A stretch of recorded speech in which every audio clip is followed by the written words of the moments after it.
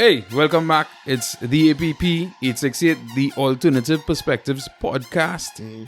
And we're in Trinidad. That's where the 868 come in. Right. For those who don't know, who not aware, that is the area code. The country code, The country code, yeah. For Trinidad this Twin Island Republic here. So this what banana, what? Twin Island, brother, man. Uh-huh. You say banana, not me. I was just checking. Right. Nice. We don't grow banana here. True. No, he's grow banana. Green fake. Yeah. Right. So, check us out on all the podcasting platforms. YouTube, of course. TikTok, as we hear now. Right. I saw all the Spotify. For the Spotify listeners, you would have seen the last episode come up. I don't know how Spotify tried to fight now, where you could have tried. Anyhow. Something about 2023, the calendar didn't turn over. So it was not allowing nothing. So Spotify sorted out.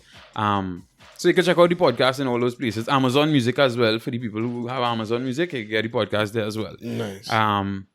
Yeah, so we jumping in this week. Have real action, my dog boy. I mean, it has some things that we have been trying to stay away from in terms of crime discussions and whatnot, but it look like we forced to delve into it. Yeah. So which one we want to start? You want to start with the police officer and the traffic warden? Yeah, let me touch on that. So I don't know if you saw the multitude of videos that came out. Yes. I saw you wanted no audio. Right. Which looked like a camera from CCTV. Yeah. From a store in Frederick a store or something. Yeah. And no, the first video I saw, even before I saw that one where it started off, I was like, something still not right to this now. Like how far or how this could have reached there, right? With two people, basically, two law enforcement officers. Could you call a traffic? Yeah, she is a law enforcement officer. Right. Yeah.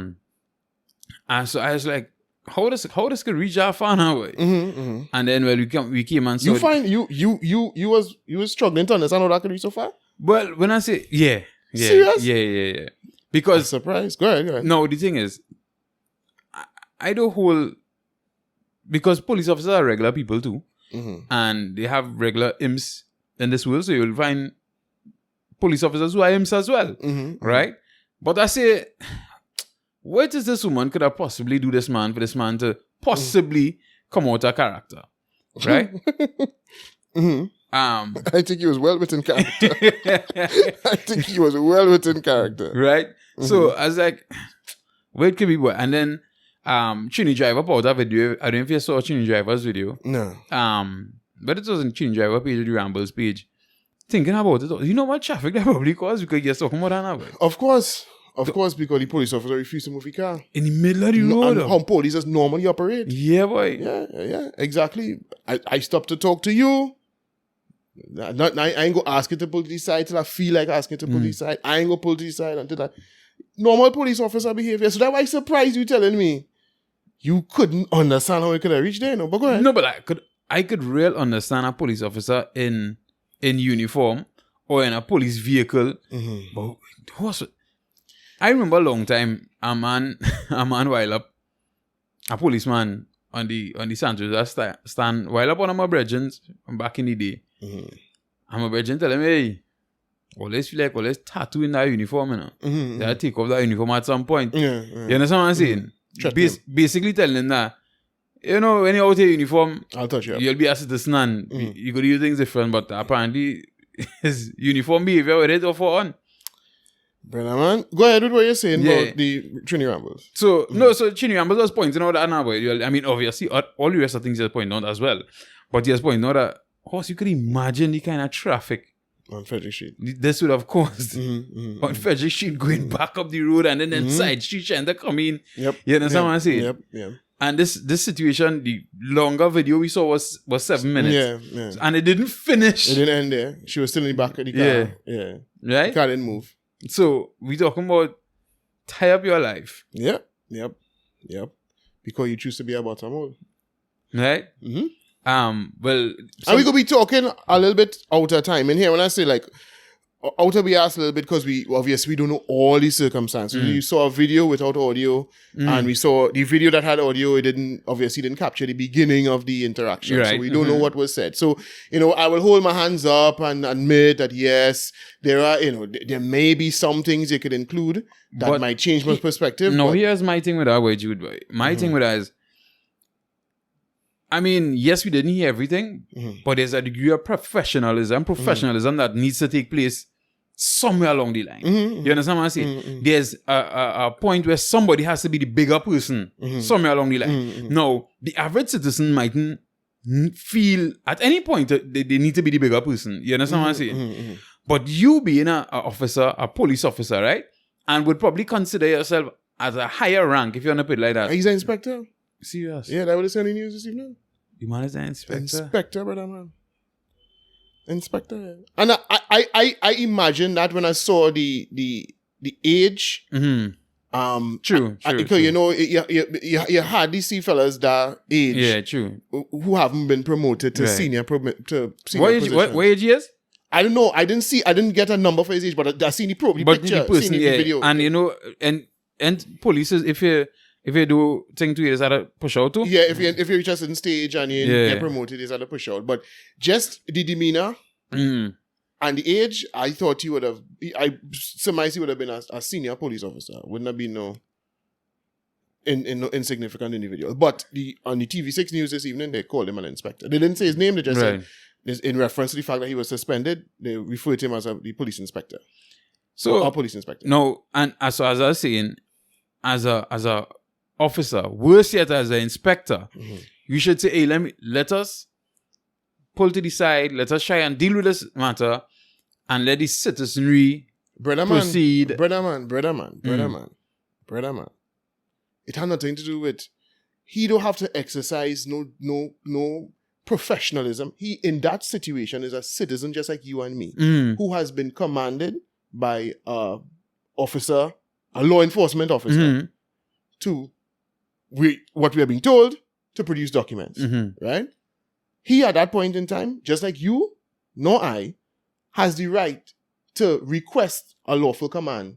Now, the Ministry of Works and Transport put out the press release today, itemizing exactly what is supposed to happen, what the traffic wardens have the authority to do. Right. And he's well aware of that, I would assume. Right? So it's not about him. If a police officer stops you, you driving down the road, hey, no seatbelt, boy. No, but I have on my seatbelt. Brother man, when you come on the corner there, I didn't see you have on your seatbelt, you know. License and registration. License and insurance. Yeah. Hey, officer, but I had on my seatbelt. Sir, license and you have a right to come out the car and argue with him and to the thing. No, you comply and then you fight your case. You give him your documents because he's giving you a lawful command, right? Even if you feel he's stupid or you're wrong or, you know, you take note and you don't have no right to, whatever, quite hearing all kind of thing about what he was stopped for, and hear somebody says it's got the woman on the front seat was on she phone, and you know, and they're trying to say, well, you know, it really stupid what she stopped him for now.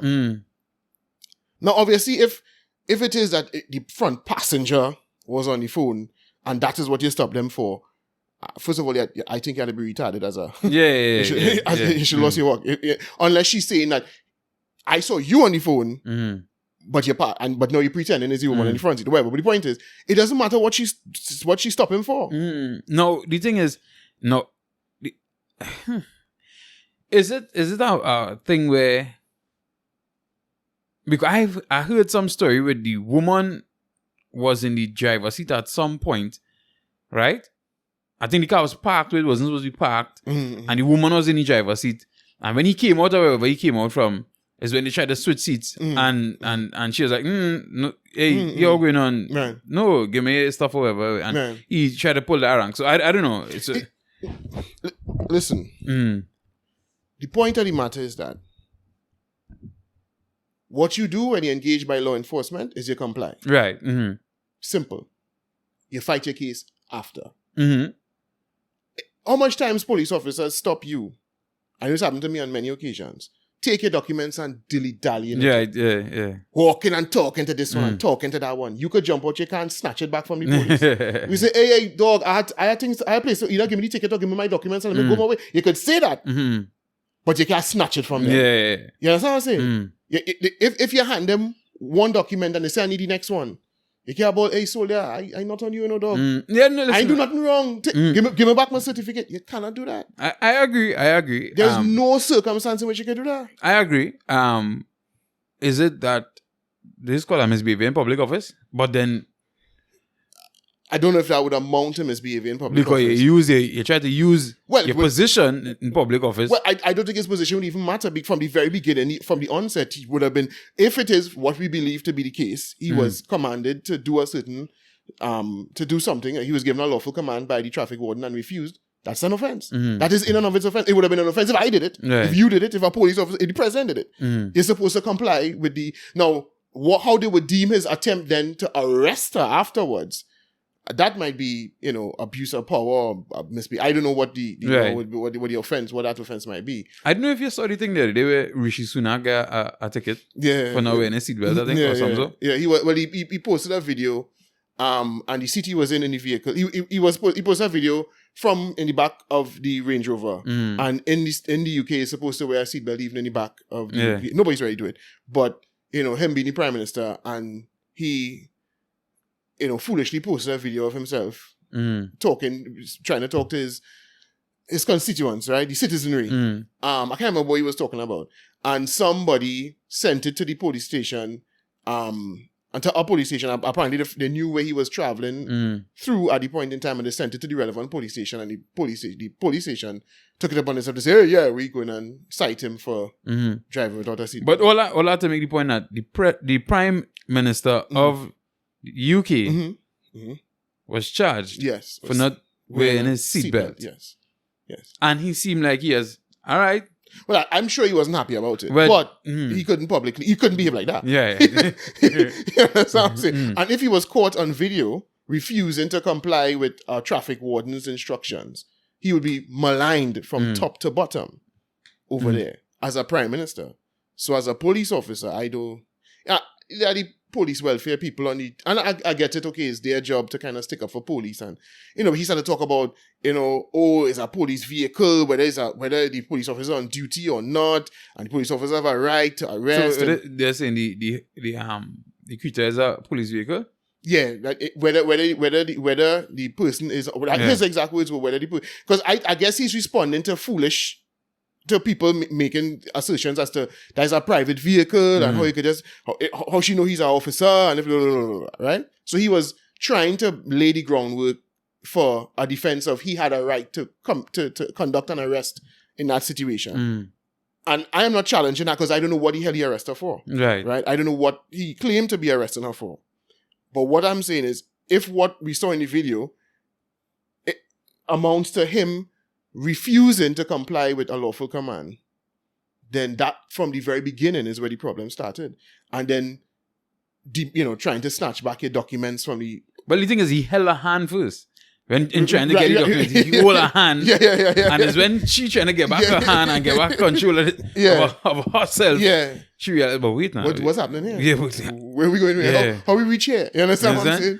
And she obviously would be taken aback because she's thinking, I am doing what I'm supposed to do. Listen, when I heard about the kerfuffle first, before I even saw the video, I heard about it. Right. And somebody messaged me asking me about it. And you say you couldn't understand where could I reach there. I thought, easy. A traffic warden stop a police and the police find the traffic warden and no authority over them. Simple. Hey, hear this now. I see you think, as an officer. Well, that don't matter to me. What you're doing was illegal, so give me a document. No, why is it? I could understand you're falling out on a dog. It ended up in a physical altercation. I can't understand how it could reach rank pulling. Okay, because what happens when I tell you, I say, hey, license and registration, family, you go as a police, or am I blind? I don't care if it's a police, license and I keep saying registration. Yeah. License and insurance. Yeah. But in here, and why tell you, I said, no license and insurance, please, sir. No, you and me, I take it and fight it after. But if it's a cackahole, right? What you thinking next response will be? Then drive off, dog.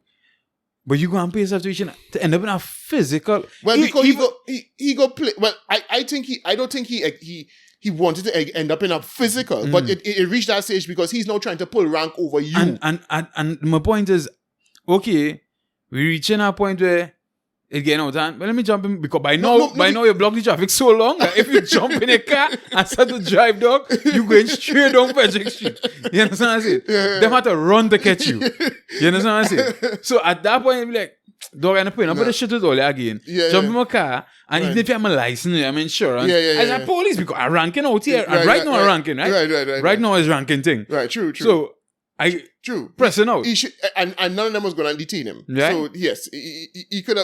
No, but I think he probably handed her the document, and that was the problem. He couldn't drive off without the. I driving. This is what I say. Because I'm a police. I'm a ranker. Right. I'm not taking no orders from nobody. No pleb. Right. Yeah. So if I drive off with all my documents and I go on and talk to whoever in charge of the traffic warden, hey, you know them ting and playing mad for me, and they have my documents organized back whatever. Yeah, true. But to end up in a physical and you holding Chihan and all this sort of ring go and rango. Well, you see, the thing is, I feel when it reached there, that embarrassing stage, I think he and all didn't want it to reach there. But what you gonna do once you reach for your documents and she started like, hey, so let's move from me and try to push away your hand and think, wait, at that stage, what you gonna do? Because everybody watching, you know, eh? Yeah. So now we gonna look worse if you try to take a thing and she move from me and say, move from me, and what you gonna do then at that stage? But I'm not trying to end up in no physical altercation with no woman. I agree.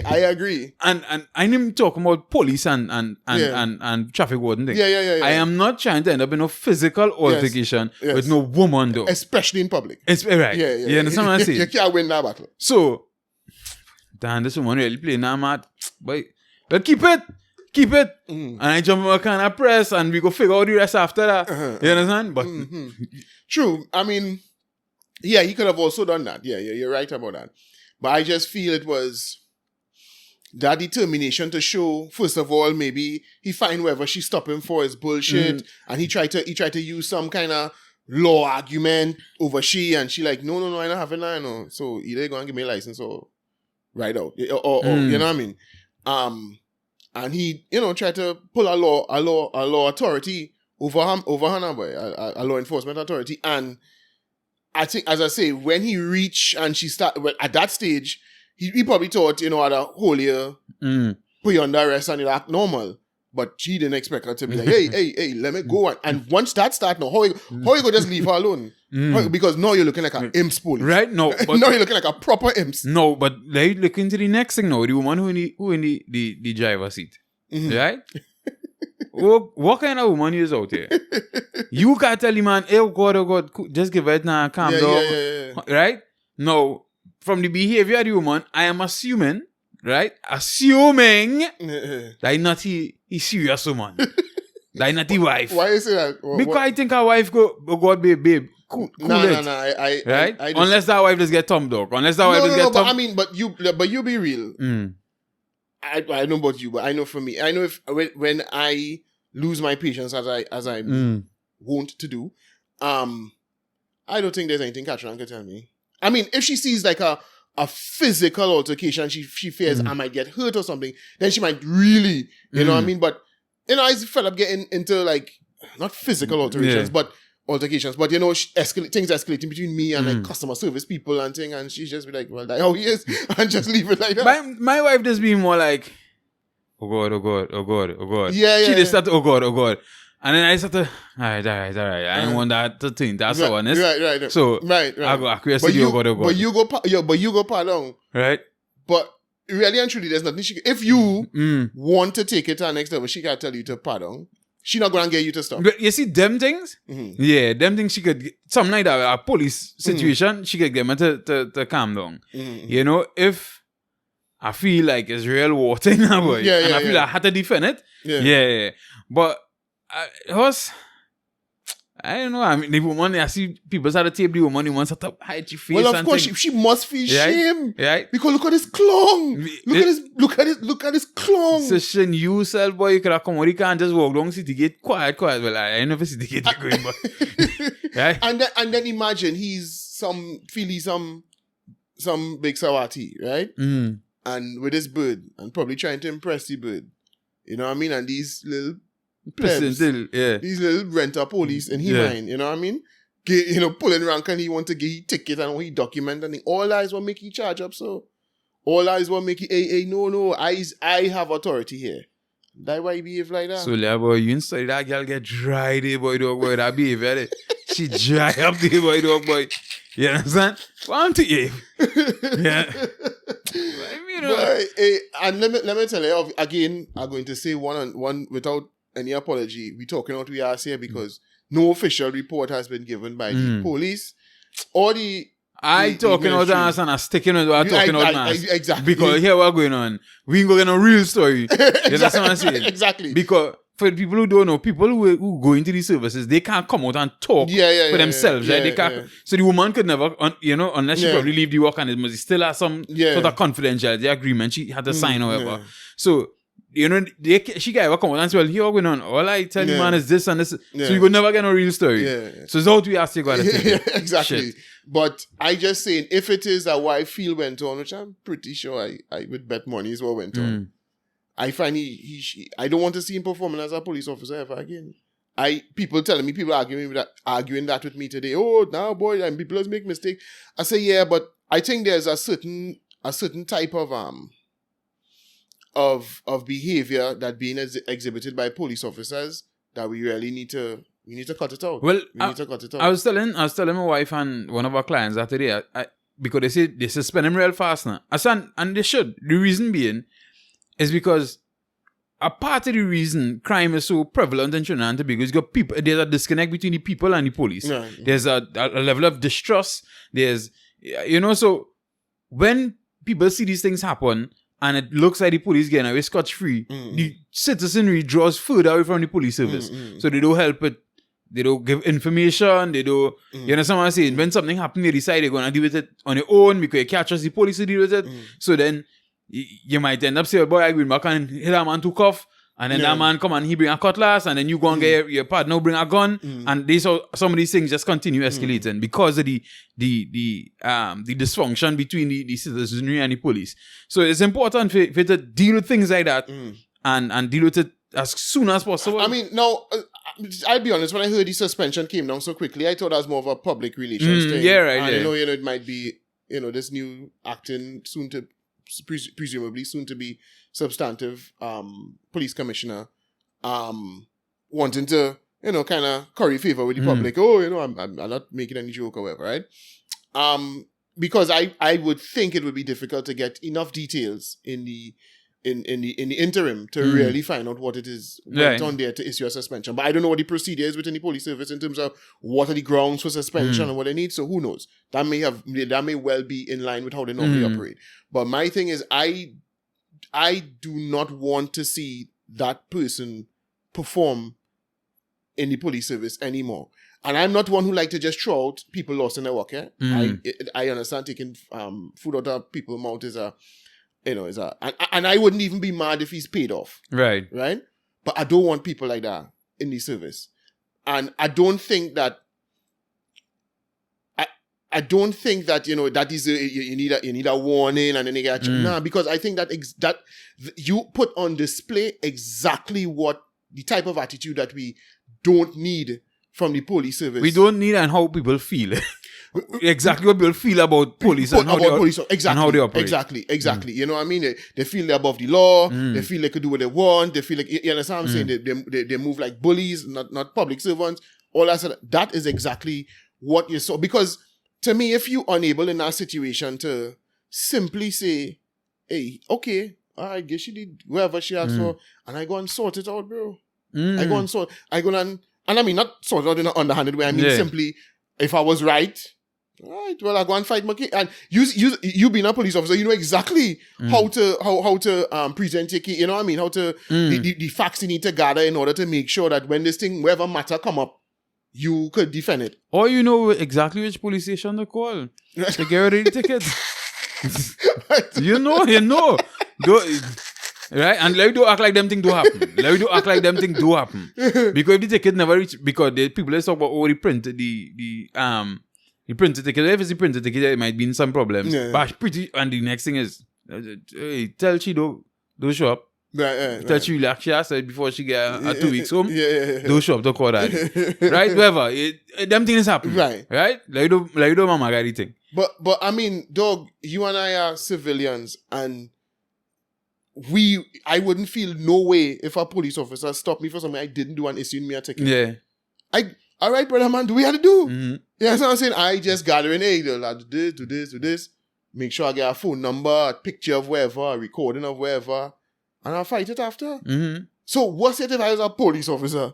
It's now self, I like, all right, family, do you know? I just let you know you're on shit, right? And give me a ticket and I deal with it after. So for you to behave that way, for you to let your ego and you know what I mean? That is, and at no point in time, as you say, you couldn't stop and say, boy, this ain't going anywhere. Yeah. This ain't going anywhere. This ain't going anywhere. I thought it was go, or it could have go. Yeah. This ain't. Retreat. This. I can't win in this situation. Yeah.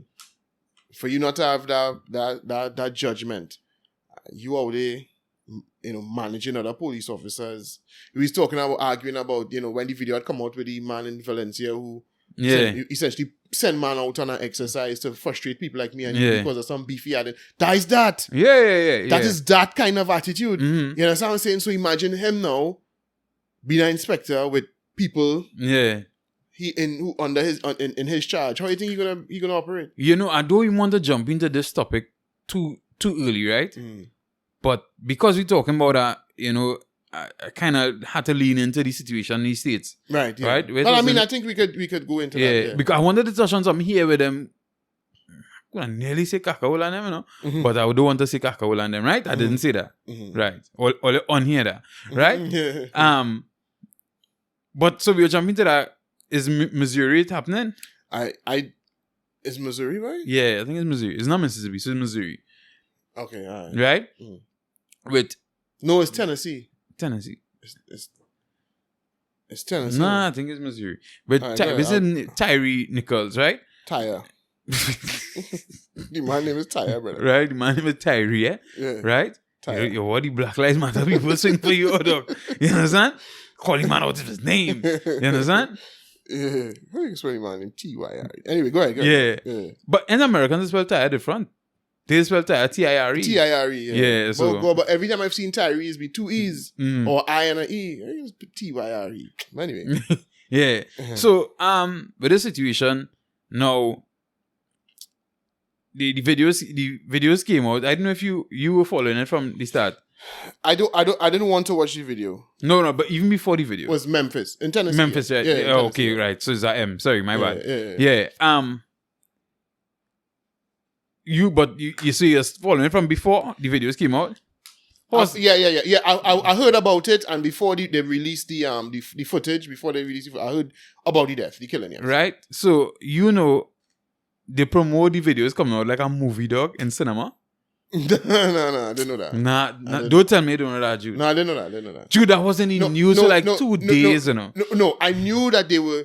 I don't know about like cinema part, but I heard everybody's anxiously awaiting the release of the footage. Yeah, but here we're going. Sometimes people waiting for the release of the footage, so like at some point in time the footage is going to come out. Nah, dog, they say the footage is coming out Friday at 6 o'clock or whatever time. Yes. They give a time about 2 days in advance, dog.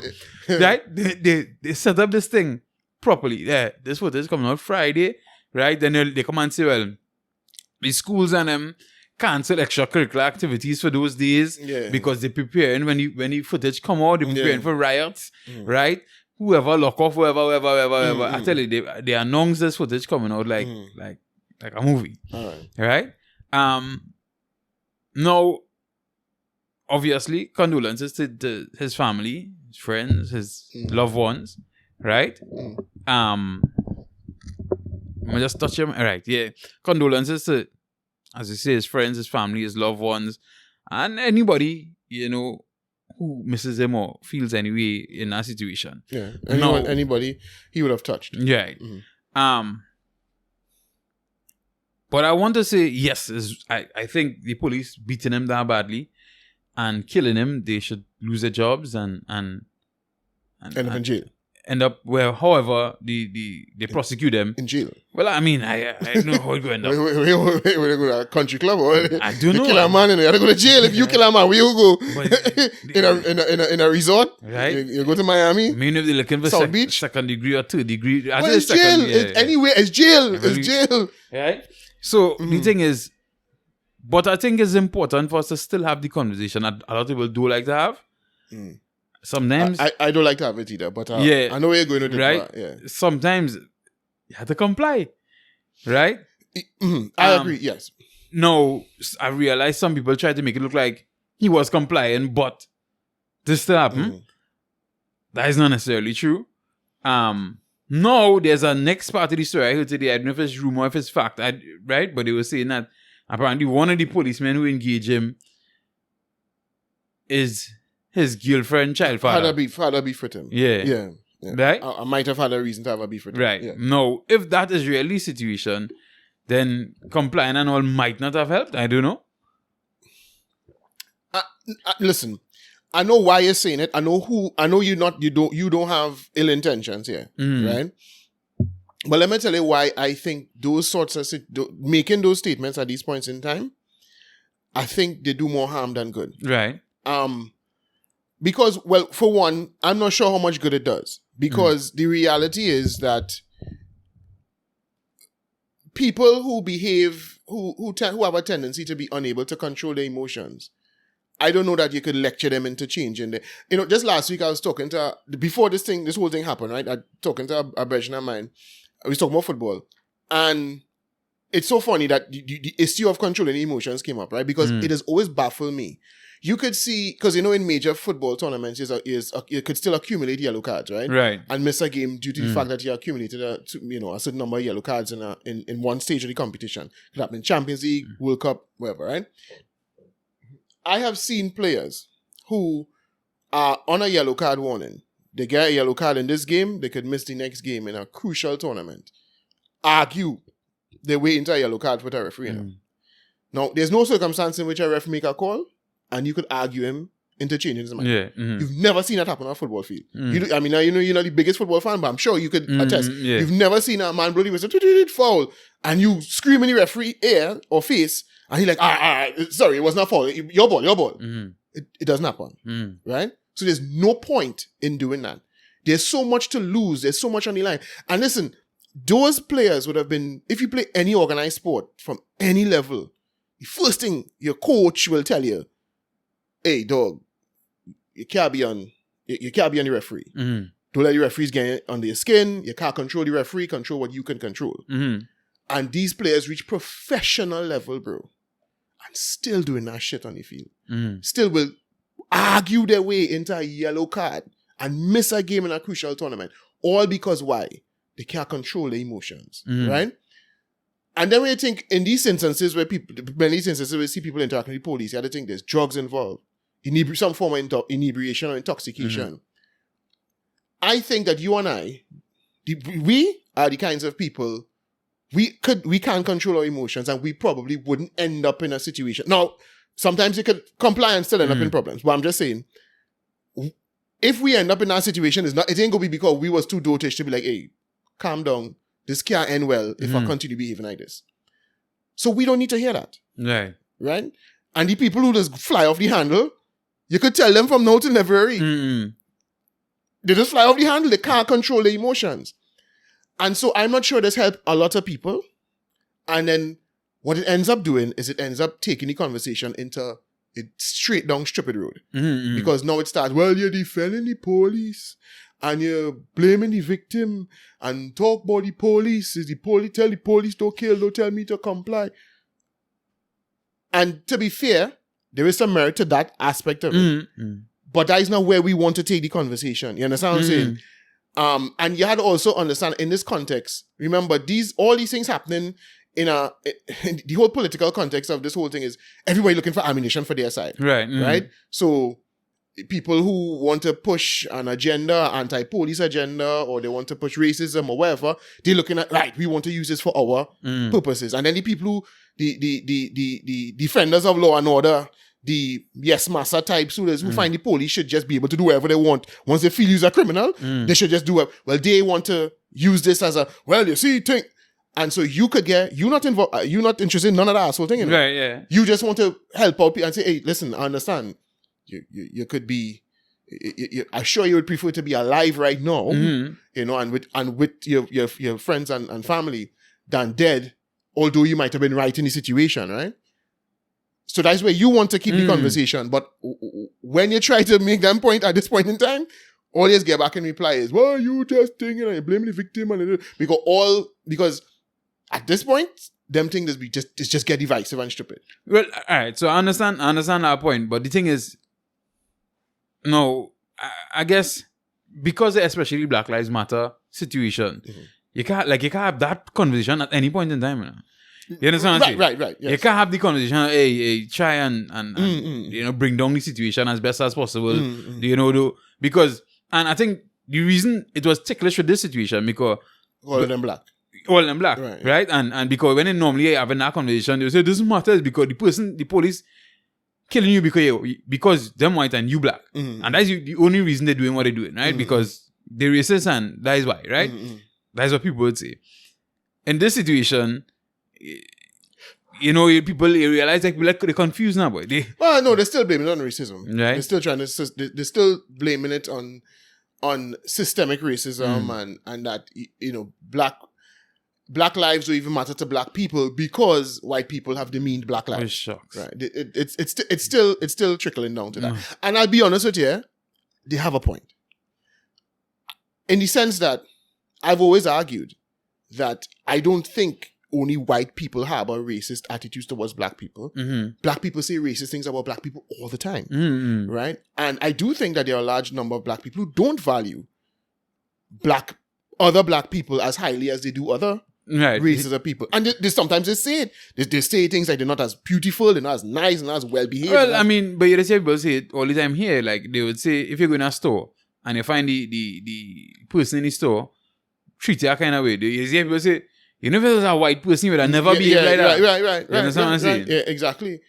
So to some extent, would those officers have behaved the same way that encountered middle-class white guy? Probably not. Right? I think it has a lot more to do with class necessarily than race. I think police officers in general have a way of, becoming very belligerent whenever they're encountering people who they feel are less, don't deserve a particular amount of respect. And also people who they think can't afford to fight a good battle against who them. nobody will care about if they were to be abusive towards them or whatever, right?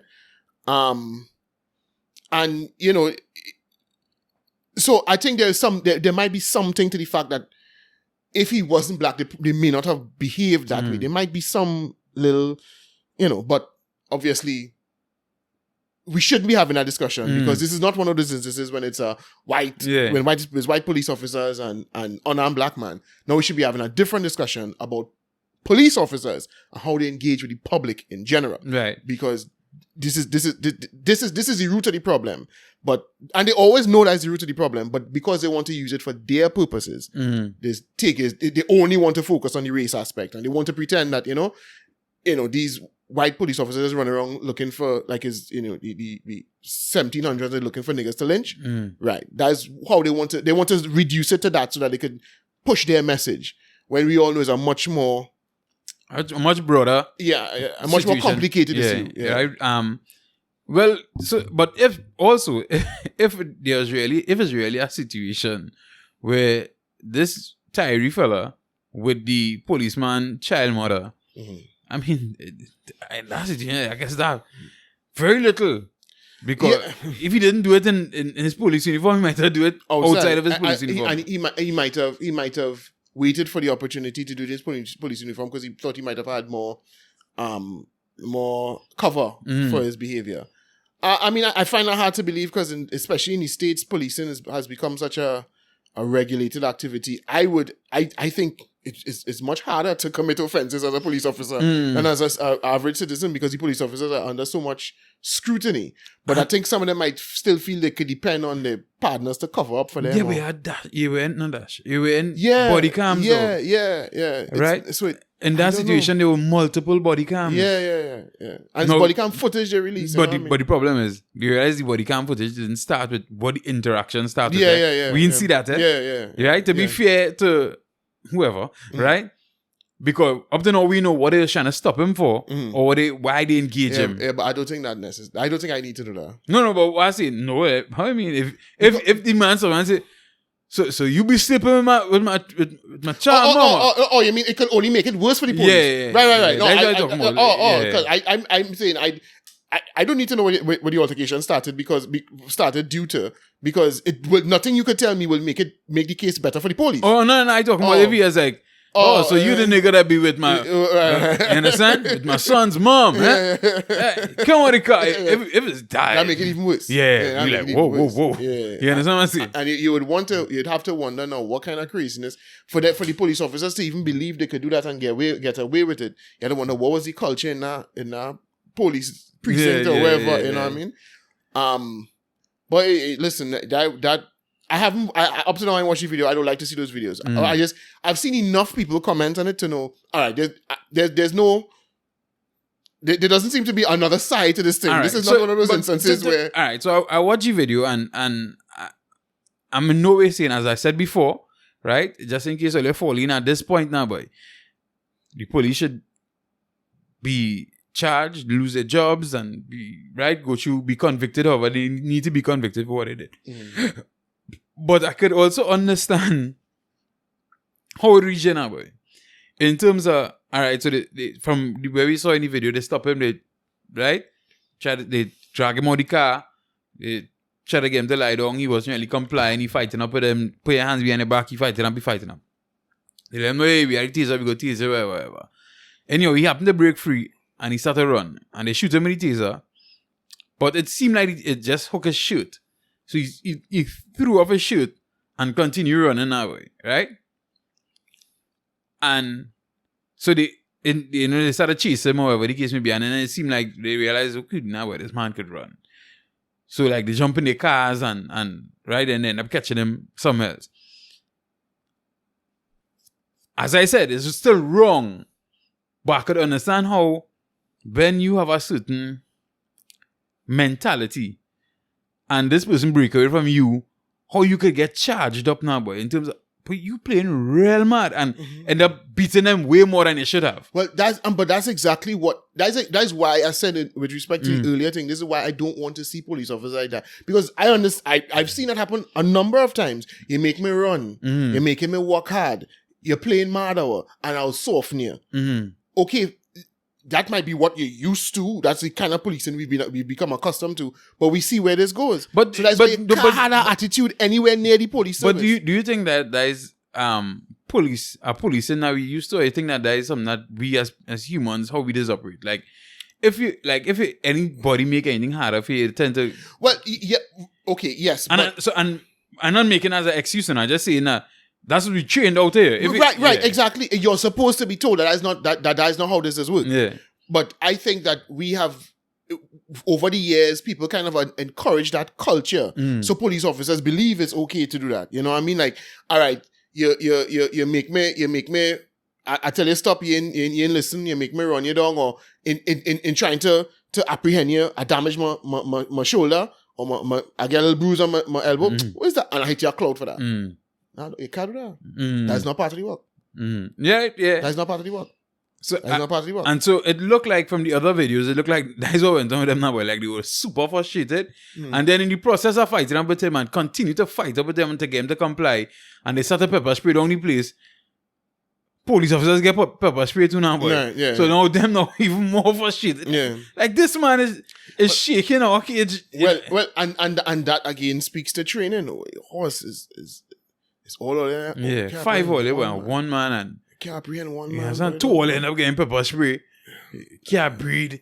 Dog, that is shouldn't be a police officer there, boy, dog. And to be honest with you, I mean on at this stage, unless this brother was on his way to drop 3 kilos of cocaine across the border or commit a murder or robbery, or you have good reason to believe that at this stage, like I think you cut your losses there. You know? Yeah. I mean, we have seen situations like that where people escape and the police just say, all right, cool, you went today.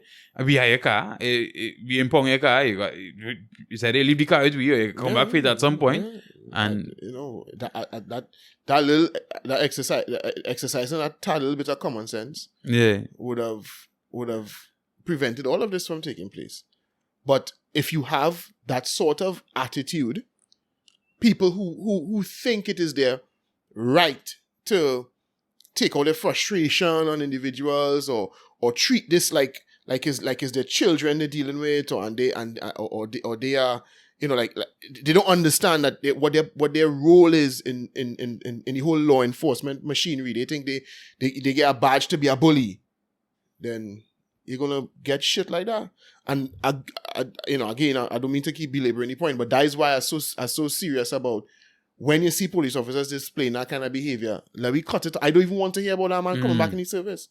That situation with that traffic warden, I don't want that man nowhere near the service, because he's the kind of man who will behave like that. Yeah. Who will say, well, I think, what? You make me run you down? Hold a bullet, bam. I mean, at the end of the day, and I'm pretty sure this is not the first time this behavior show itself. Yeah. But he reached the level of inspector. Yeah. Like Inspector Alexander. Right? I just saying two of them are inspectors. Yeah, yes. Right? That's true. Right? Both inspectors. Inspectors. Apparently. Right? Mm-hmm. Well, apparently, both them, well, as I was saying, according to the news. Right? News, yeah. Apparently, you have to have a certain behavior requirement to become an inspector. Mm-hmm. I don't know. Yeah, I want to touch on that way. Quick. I don't know if you saw last week. No, I was telling you about it. So you see the licensing officers out in their numbers all over the country. Mm-hmm. Right? And well, it had the drama that going on with inspection and whoever. I don't know. Well, first of all, I starting to feel like these licensing officers and these roadblocks they're putting in place, I starting to feel like it's more of an intimidation tactic than a situation to fix the problems. What you call that? Money making thing. Right? But I mean, because it's how ways they can make money, point out behaving like intimidating. Dog, it had about 20 licensing officers the other day, you know, dog. On the road now. If you see licensing officers, I like, this is a bit much. Right? I don't know if when they come out, if they just get outside fee and somebody says, hey boy, dog boy, we can get a real outside fee this month and we go be able to pay to go. Sometimes is, you know, somebody take over and want their actions to be visible. They want people to be able to say they're seeing things taking place. You never know, it could be somebody take over or somebody. But people see those things and feel proud about it. I think that the leadership in these organizations feel proud. Oh, okay. They feel as if they want the heads to know that they're doing something. They're doing something. Our presence is being felt out there. You can't argue with we. You can't say we ain't doing nothing. Right? When we doing exercises, we doing it in the most blinding way possible. So you must know we on the road. You must know we doing something. We're not just staying in the office doing nothing all day. Right? Now, I was watching Trinity Ever video and he was making some incredible points because obviously, I think I sent you that video too, where you're saying, at the end of the day, people is getting information or who where, or even if you didn't get the information somewhere, you realize, and the day when I sent it, it's at the only licensing officers by Tumpuna Road. I think I tell you that. Because people just stop and park at the side of the road and realize, but I'm not going and face them. Well, I mean, that licensing officers is a different story. But I actually do know people who got held for illegal activity in roadblocks. One-on-one. Right? So you would be surprised. There are some people who still, some of these exercises do catch actual criminals. I'm not saying they don't. I'm not saying they're good. I'm just saying, let's not assume that those things are completely useless in terms of catching not man who are tint and fog light. But I mean, they do catch actual criminals. Right, but you would think it's crazy, but no. I wouldn't debate that. I've heard situations, right? Yeah. So I'm not debating the police roadblocks. I more focusing on licensing. Oh, yeah. You understand what I'm saying? Yeah. Because the thing is, with their technology that they're showing off now, you could type in a car number plate and see, right? And all you could drive around the place whole day, and because all this thing all they're doing, and I still driving on the road and looking in the cars to my left and to my right and cannot see how many people in the vehicle. And I don't want to see the person face. I can't see how much people in the vehicle. Yeah, and all of them can't have tint exemption. Right? Yeah. Unless all of them have tint exemption. I don't know. What's going on? Is there a price? I don't need that then, but I don't know.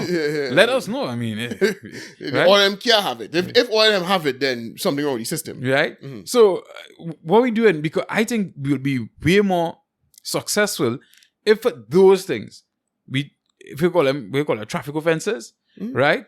If we have police moving and automated systems, right? But now don't call for that, boy, because that could be they're gonna, because when the government looking to generate the revenue, brother, man, you don't want to give them unlimited means. I know it coming. I see all of the technology, but I really not waiting for that day, So let them continue their roadblocks, man. Because, brother, man, I telling you, go start to get frustrated, because you hold the same feelings I feel. You're living in a place where your child could be riding outside on a bike and pick up 2 cones in their head, but they gonna make it so just now you can't go around the corner without a relevant inspection sticker. Or you could drive down the road, forget upon your seatbelt and bend the corner. You ain't bounce nobody, you ain't speed, you ain't do nothing, and get $1,000 ticket in your mail. I mean, but they can't stop organized crime. How I don't know. I telling you, dog, I don't want to live under that kind of that pressure, But I blow my top. Well, probably more people would, and then you see some action in this place. You might see some change. I'm not saying it's okay to not follow the law, you understand? But the thing is, you could innocently go over 100, not necessarily. It wasn't drinking. It wasn't driving recklessly. You just like it have a place on the what's it called, Rio Butler or no. Wherever highways that going on south, right? Where police is real catch people here, right? It's about decline now, way. And if you're doing 100 and you hit the decline, but you're not paying attention, you will reach 104, 105, and it's take it, Yeah. That kind of jackassness, yeah. Right? You know what I'm saying? I don't want to deal with that, but still live in a place where man laundering money from sun up to sundown and bringing guns from here and there, trafficking people and gang running all over the... No. But then you had to get involved, so you'll be able to pay the ticket. You had to do some illicit activities. But the next point I want to make with these licensing officers, I see people ramping up again about licensing not allowing it to come in but if you have a little cut in your pants. I think it's time we stop that shit, dog. I mean, I don't know how to protest it, dog, we're not talking about people whole leg of the pants missing, We're talking about people just have it's that a man, show you there, the man, it have a slit, but you're not really seeing the man, it didn't open. You understand? It's not cut out. And it's pressure. They jump a girl too. And the girl went and get some cloth and wrap it and wrap it around, and they let she come in the place like that. Looking clongish. That stupidity, I don't know how to address it, because it's not like people have mentioned it before. Why the leadership or the I feel like them just like to have excuses to frustrate people. I feel like, the security. But they don't work for we, like it's not we money pay them. Yeah, but I mean, they still we don't have the authority to set the rules for how we operate. But we could. I mean, but people kicking up a fuss about that long time, dog, and the leadership doesn't feel the need to change, and I feel it's because they want to retain methods of frustrating people. I feel they want to retain ways to deny entry to people, to deny service to people. They have to like that. You can't be in the business of wanting to serve the public and looking for petty reasons to send people home like you're cut on it. Who does that? Who does that? People, private organizations who aren't public servants, bro, won't send you out of your establishment. They're looking for reasons to send you out. They want to serve you, right? You're supposed to want to serve the public. Why are you looking for excuses to turn people away? People who aren't behaving in disruptive ways. They're not, what is he? why are we leaving these antiquated policies in place? And I think it's because they like it. They have to like to frustrate people. They have to want, they want to have a reason to deny your service. They like the idea that to remove it would mean, oh God, so if I try to be shipping today, what I go do? Yeah. I can't be shipping today. I had to serve everybody who come inside. No. I remember, I tell you about this at time when Ding Dong tried to go licensing office and he had a cut up pants. Mm-hmm. And that's the one in town. And they had people outside renting pants. They had people renting pants and renting shoes. Wow. And so a whole cottage industry shooting up outside. Yeah, but here's the hard part, dog. You know Ding Dong? He can't fit, not give it to right? Yeah. And the man, Ding Dong, pull up this pants was. The pants cannot reach straight up on his bottom. Right? So he put it on over his pants. Yeah, he put it on over his pants. And walking like an idiot. Right? Yeah. And a cigarette. It cannot reach. And a cigarette. And he could go ahead like that. Yeah. It is. And look how much people, them is not nobodies. I've seen so many TikTok videos, Instagram posts. They're getting loud up, shout up, but they're not. Are they changing it now though? So it had to be they want to do that. And so the thing is, that's what I was telling you, I wanted to touch on this before we go to the foreign thing, right? I think these things show how these people, whether it be police, licensing officers, not just licensing officers, but some of these government workers, how did they show themselves to try to be over and above the citizenry now, boy. You understand? They don't really see themselves as public servants. Yeah. And I think that is dangerous, dog. And I think there's so many things that doesn't help this country go forward. It doesn't help any situation in the country, because I always say one of the reasons this country is the way it is with crime and everything, and even the stupid politics, is because people not patriotic, right? But then how can I be patriotic if everybody who is given a government job, they treat me like shit? Yeah. You understand what I'm saying? Everybody who works with the government, like their lords. Right. Everybody who pay, everybody who who we collectively pay. Right? They treat me like shit. Yeah. Then how could I ever, feel good about this country? You understand what I'm saying? You're preaching to the choir congregation. I don't know who you're preaching to, but the point is, you're preaching to the converted. I completely 100,000% agree with you that it's right. It shows that they do not see themselves as anything but lords over us, their subjects. And I don't know what else to do, because it's not like we don't say anything. I mean, I guess we could get serious. We could get real militant. We could say, listen, we could launch a serious protest in front of licensing. We could start if journalists in this country were, a little bit more, let's say, diligent, they might have addressed these sorts of issues with the relevant cabinet members and political officials, public officials, and maybe start to let them know, hey, this is something that is, the public is particularly, antsy about now, and we need to establish it. We need to establish it, and because it could change tomorrow. How you could be, bro, if you were the head of a private organization, let's say you own a company, a restaurant, and people were making videos exposing how stupid the rules to enter your restaurant were.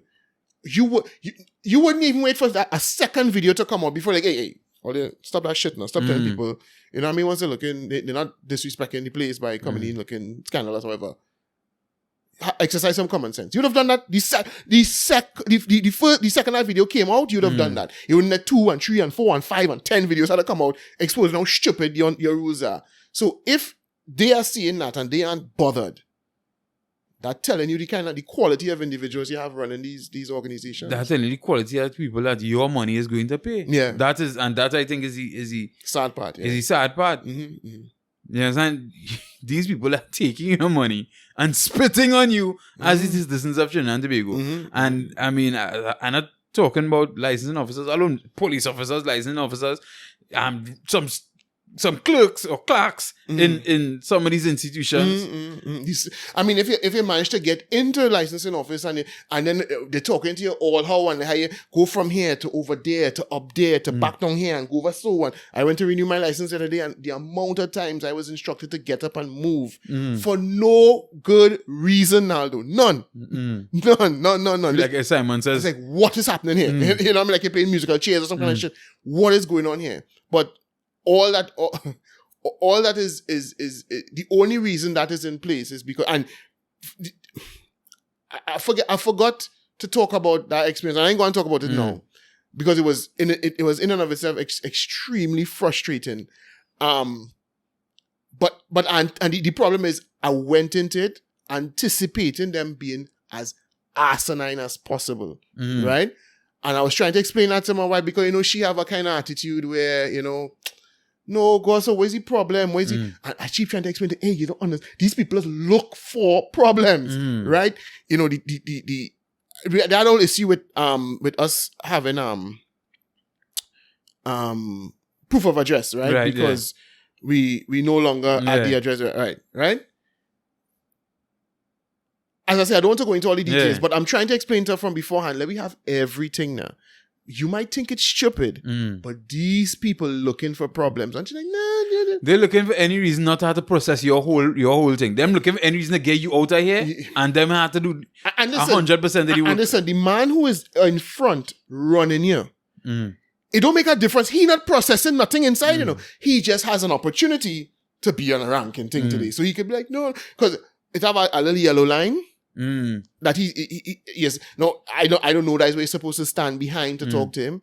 A woman was doing his job before, like while the line, there's this a line to enter licensing, and two different clerks, they switch in dealing with the people in the line, right? And a woman was there just before, and people were talking to her like normal. When I reach up now, horse, the line is here. I must be step here. Stand behind the yellow line, please. Why? Because you're nobody in your house. You're nobody in your neighborhood. But here, you could be a tonto. And no. And here's the thing. There's probably a nobody in there too, you know. But it could be like that to me. Right. You know what I'm saying? Right, you can't be like that to nobody else inside there. Inside there, exactly. You understand? The kind of attitude that'll make you want to cuff them down. You know, if somebody talk to you like that outside, you know, and you're easy to fly off the handle, you might lick him down.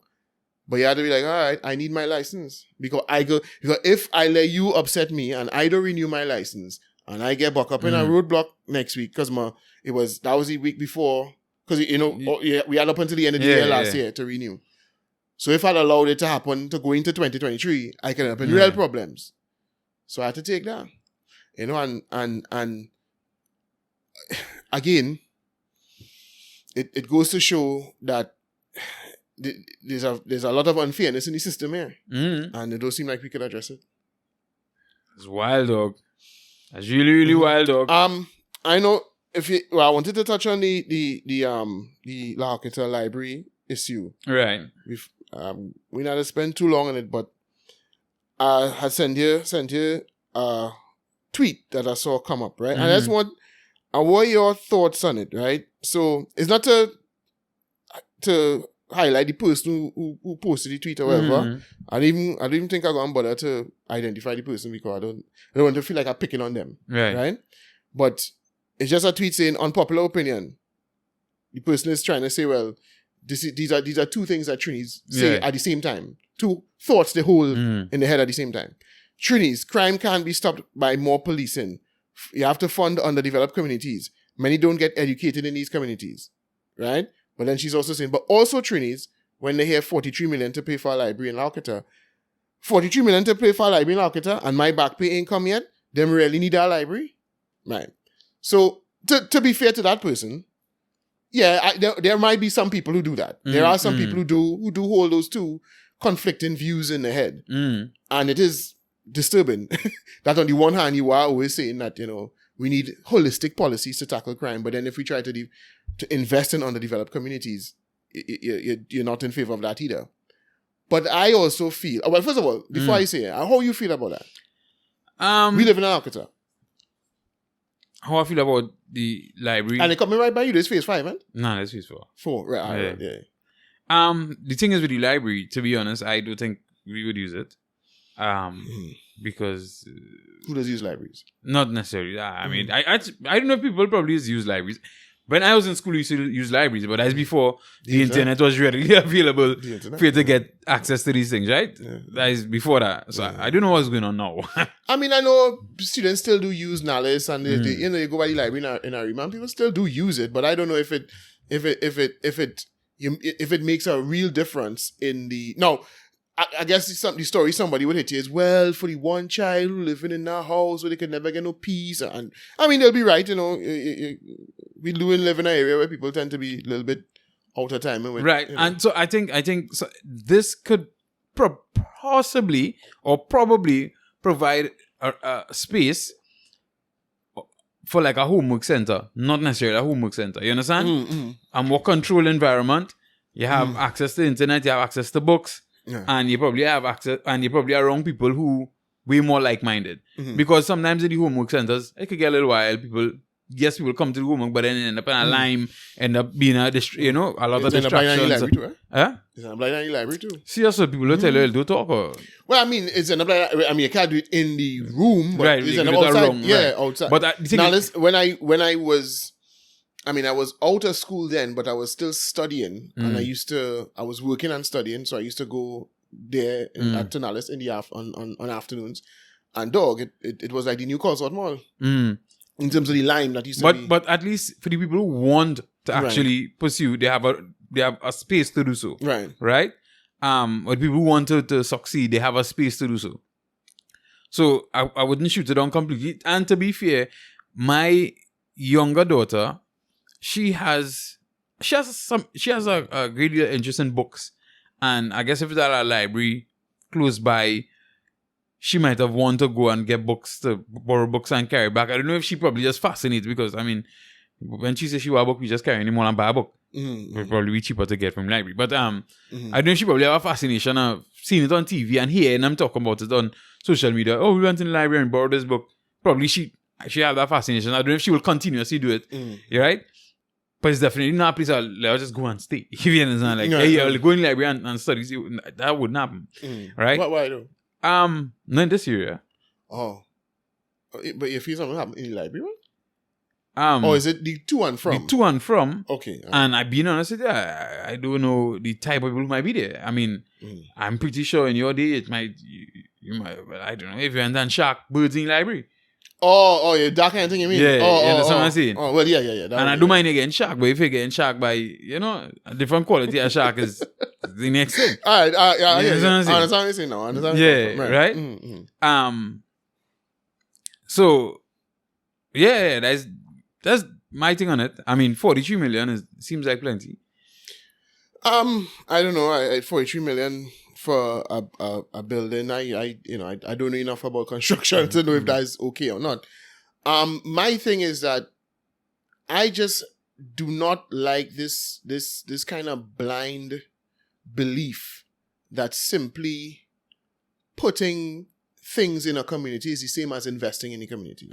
Right? I've said this to you on many occasions, and I'll continue to say it. Probably said it here too. And the fact that it's happening in Laukita is ideal, because I get to lay out the point precisely. In Laukita, as you're aware, there are several playing fields. Several sporting areas people used to play sport. Basketball courts, football fields. There's a swimming pool. And there's a mall. Right? All provided by the state. Right? The mall is administrated by the HGC. Right? It's subsidized commercial property for members of the community. Now, we know all the bacchanals go trying to get to access the space, but essentially there is something there for members of the community who want to jump through all the hoops and engage in commercial activity. There's a spot for them to do that there. All the talk, there's always say, boy, give the youth and them something to do. There's enough. We just point out, there's a swimming pool, a public swimming pool. There's a Basketball court. Numerous playing fields.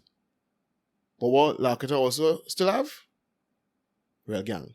And real gang activity. Real unsafe. And just generally antisocial behavior.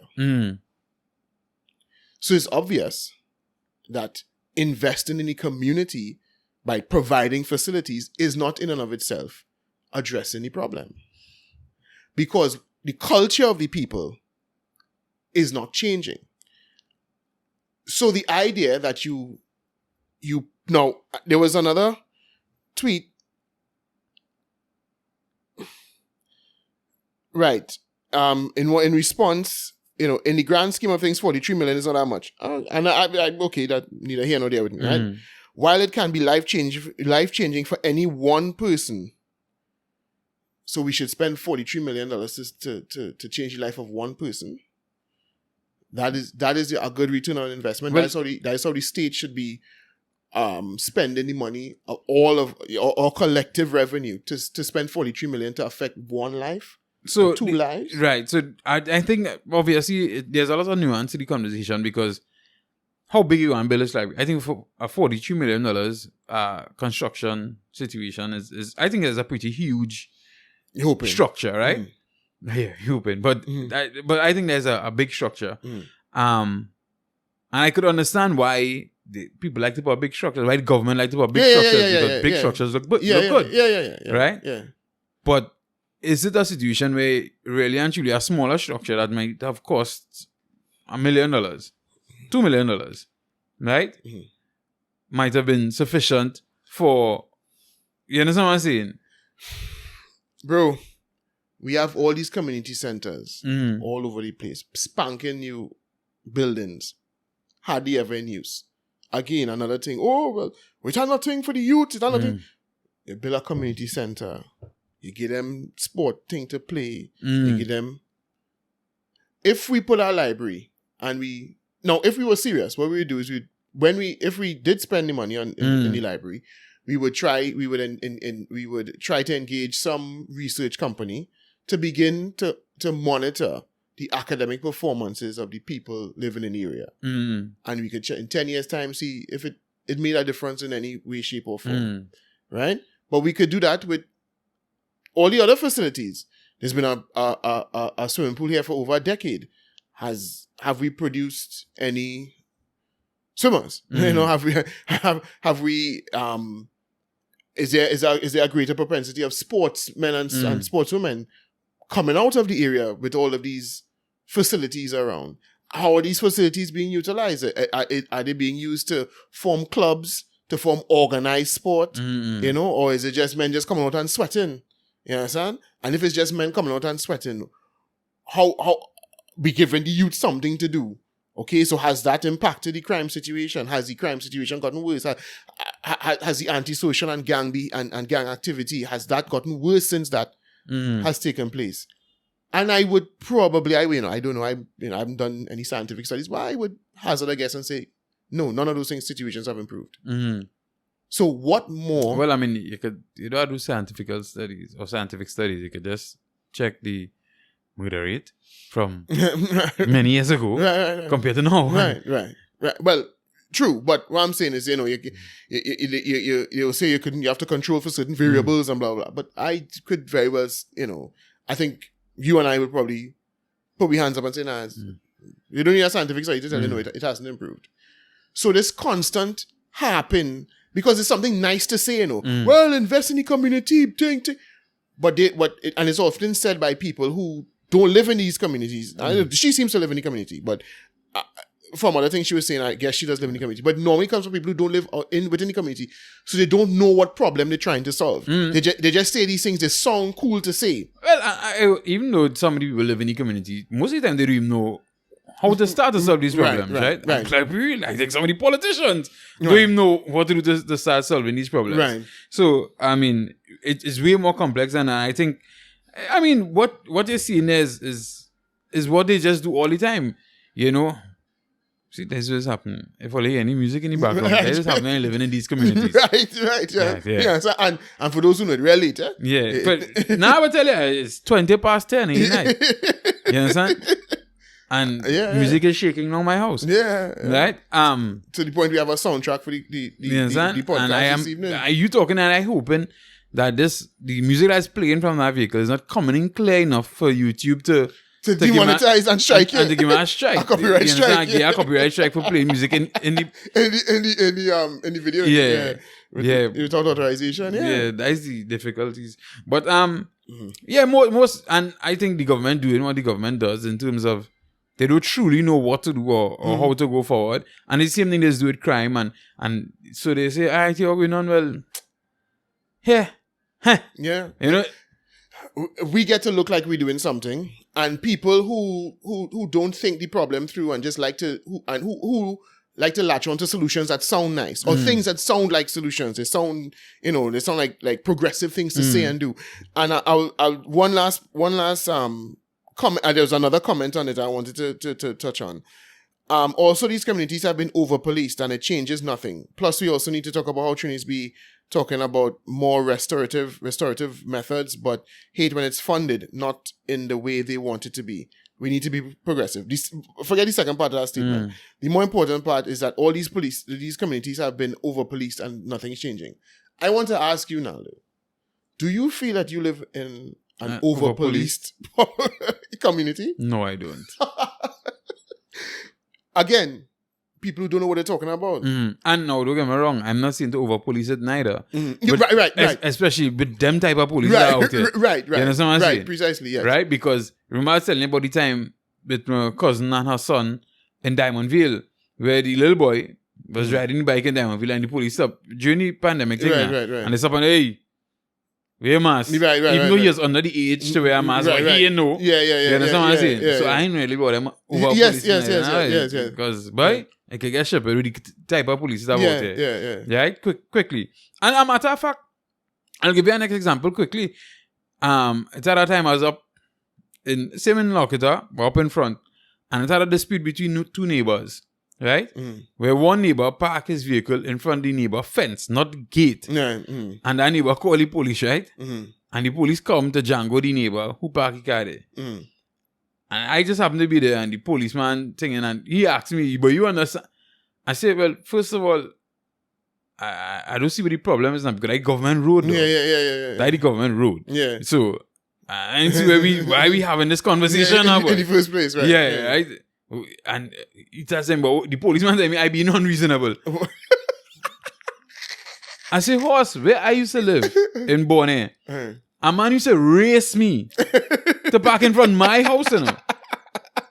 And I had to park my car 2 houses down the road or whatever the case may be. I can't see my car. I don't know if my car is safe or it's unsafe. But that's the government road. I couldn't do anything about that. You know? Now, by we in Belmont, that's not how it was. You're in front by you, people can park by you, even if they're in front of your gate. Now, in my, all they grew up different, clearly, but by we, that was the kind of unspoken rule. You carry that. Now, I mean, if you're living in an area where it's like you're living like Tunapuna and them and you're living close to a main road or something where people always parking to go and do business around and thing. I know you can really play that kind of ranking thing like that. But by we in Belmont, it was, you know, you can't park in front of mine. If I come home, if I reach home and you in front where my place, I will blow my horn and you'll come out and you'll move your car. Yeah, well, you'll call the police off. Well, I mean, I guess it would happen if you and your neighbors don't live good. Yeah. But I never had that situation when I was living in Belmont. But I just saying, you know, and when you over policing, it could get weird. Right. You understand what I'm saying? Right. So, but I mean, when we again we'll get some talk with business a little bit, but we normally just lime outside. Yeah. Weird hours, right? You don't see any police passing by, any police patrol. How much weirdos you see pass? How much time do you stop and be like? Yeah, boy. And let me make sure. Yeah. You understand what I'm saying? If you was living in an over-policed community, I wouldn't feel that way. I wouldn't feel no how leaving wherever hour. You understand where I'm coming from? But again, these people don't know what they're talking about. They don't actually live in these places. They think over policing is the fact once or twice police just kick down man door and raid place and tap up a man and carry him in the station, and that you think is over, but that's not over policing. And as I say, as you point out, I'm not calling for over policing, but if we had over policing, then in fact, as a matter of fact, you know when things is pardon? When there's over policing. In any area, when things start to pick up, that is when over policing has taken place. Yeah. And I when it is pardon. But these communities aren't over policed.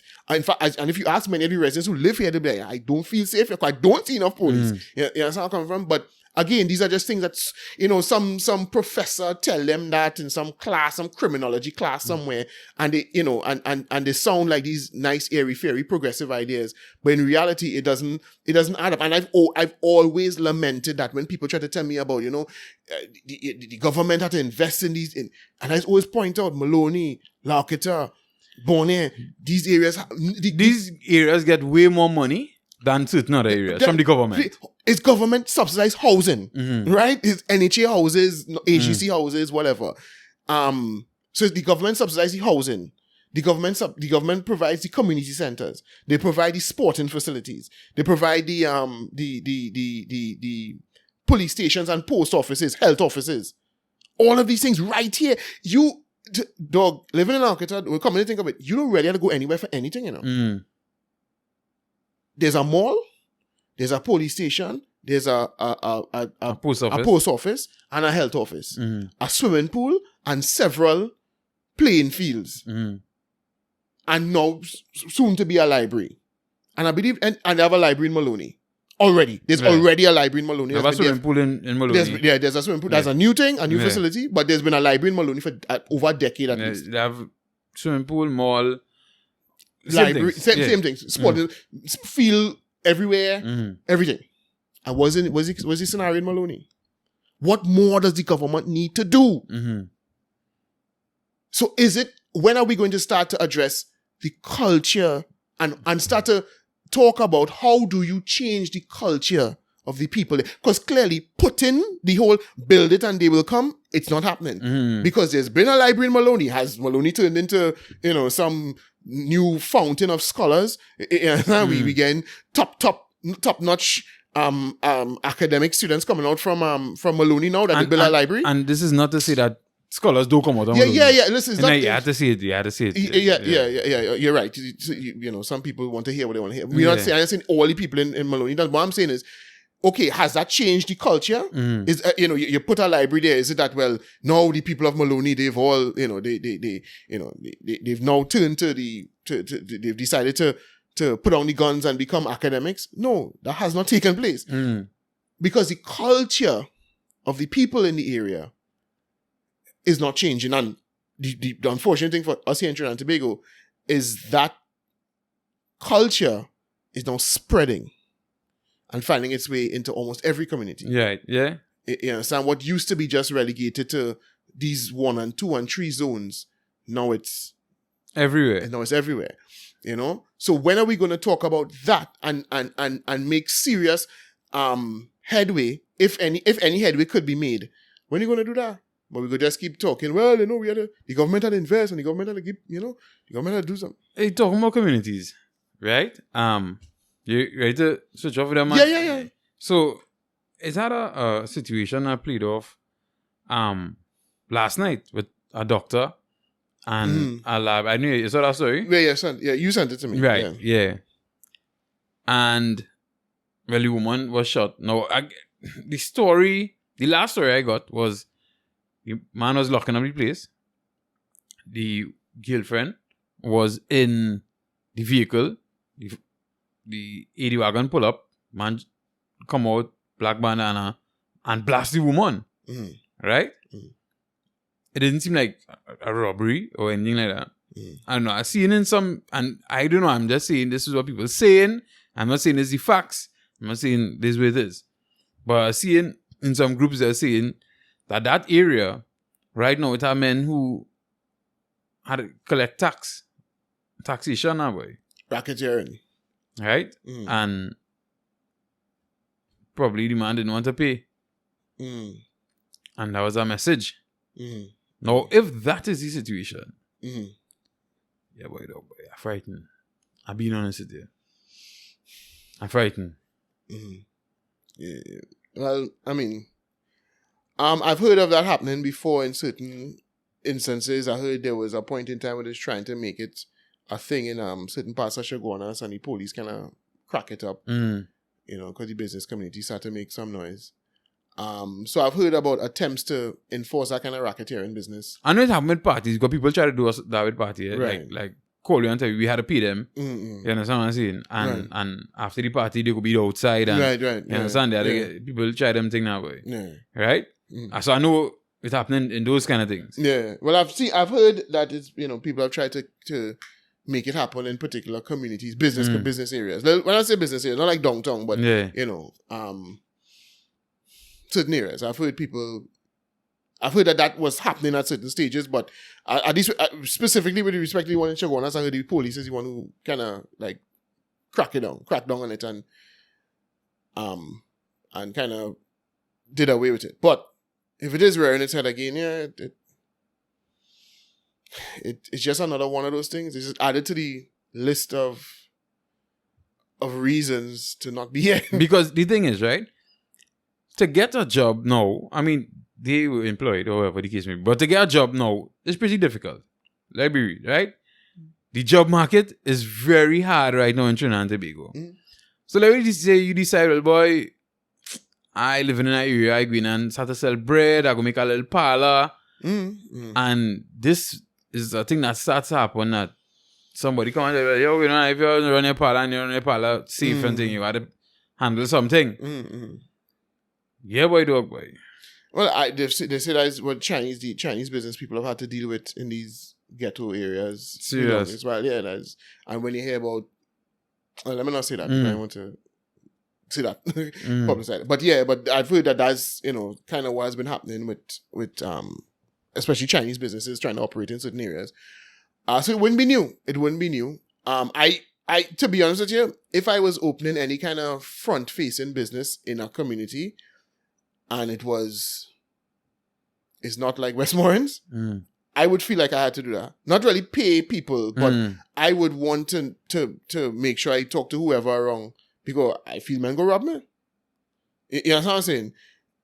And I would, so like, for instance, if I wouldn't open no business in Arkansas without talking to somebody, like a front-facing business, not something where I'm doing business online and people just coming to like I have a storefront. No, I'm not doing that without talking to somebody, because the first day I open, I feel like I'll get robbed, because they don't know me. I'm not from around here. You know what I mean? So I wouldn't. And even if I was from around here, I know people. I still wouldn't want to talk to people, because I would feel like I'm a target at present. So I wouldn't do that. I wouldn't even dream of doing that in certain areas. So it wouldn't be unfortunately, it wouldn't be a surprise to me if that is what took place in that instance. Wow. I mean, if that's what it is, because the thing is, it might start in one area and then everybody mingling and everybody mixing now, so everybody getting bright ideas and transferring the bright ideas. Then people know, well, boy, you could do this and you could eat our food. I just like how men was, start thieving cable. One man, all the time people just trading scrap iron like normal and thieving a little small thing. Then I'm like, boy, we could use the cable too, and then we're like, well, if you do it and I go do it, and now it's a trade. So, but I would stress again that this is just added to the list of reasons or problems we have in this place. Well, I mean, I'm going to touch on one more thing and then we go to some the carnival things quickly. Yeah, boy, the how much was the 9? The 9 people who... Yeah, 9 accused. Yeah. Incarcerated. In the Vindra and Ipols. Murder. Kidnapping and murder. For those who aren't from Trinidad and Tobago, some years ago there was a high-profile kidnapping and murder of a businesswoman, a high-profile businesswoman in the country by the name of Vindra and Ipol, and she was they held a group of 9 for the murder. They were incarcerated for quite some time, 9 years as a matter of fact. They were eventually found not guilty, and they launched a suit against the government for malicious prosecution. And yesterday, the High Court ruled in their favor and said that they should each receive just over 2 million, all 9 of them. Over 2 million each, eh? Just Each, yes. and make sure all in TTO, each. yeah, not for who from who's outside, not US or pounds, but still 2 million. That's 2 million TT is not money to laugh at, right? They each are to receive that from the state, but the biggest issue not just being the fact that the state lost the case, but apparently they didn't even proffer a defense, which is weird. Which is weird to say the least. And it means that the citizens of this country need to start asking some serious questions, bro. Remember we brought up this on the podcast a while ago. And I was asking, somebody needs you can call me whatever, but I don't want to be the one to push it, right? Probably I don't have the resources and the know-how, but we need to find out every year how much money the government pays out in lawsuits. Especially as a result of incompetence on somebody's part or somebody's failure to do what they're supposed to do and do it correct. Yeah. Because we now seen this 20 million going easy. Easy. Right? And then you hear hard times and it's this Tighten your belt. Can't Can't get no subsidy on the gas. Right? Your electricity had to go up. And these cacahos who getting paid hundreds of thousands of dollars a year, sometimes millions of dollars a year, doing shit.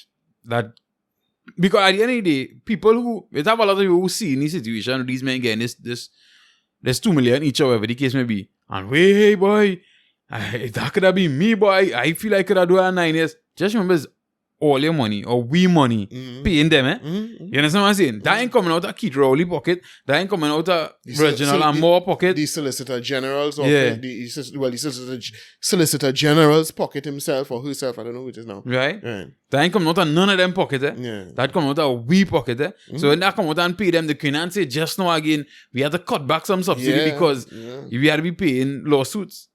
So only remember that in all the thing and all the, because some people are little joyous and glad, but... Joyous and glad about it. The men get paid? Yeah. What, because they felt they went through something arduous? No, I think some people just happy to see men get paid, man, and get money from the government. Oh, okay. You understand what I'm saying? But just remember that's our money. But, Naldo, I mean, dog. No, I saw Israel Khan talking on the news tonight with respect to the case, right? And apparently he was one of the prosecutors who worked on the case. So he is saying that all due process was followed. Meaning that in his opinion, the state would not have been acting maliciously. They would have been, if they arrested them because there was enough evidence to arrest, they charged them because there was enough evidence to charge, and they were detained for the length of time they were detained for because that was how long it took for the trial to be conducted, right? So he's saying he doesn't understand why the state didn't present a defense at all. I want to say that I find that very hard to believe.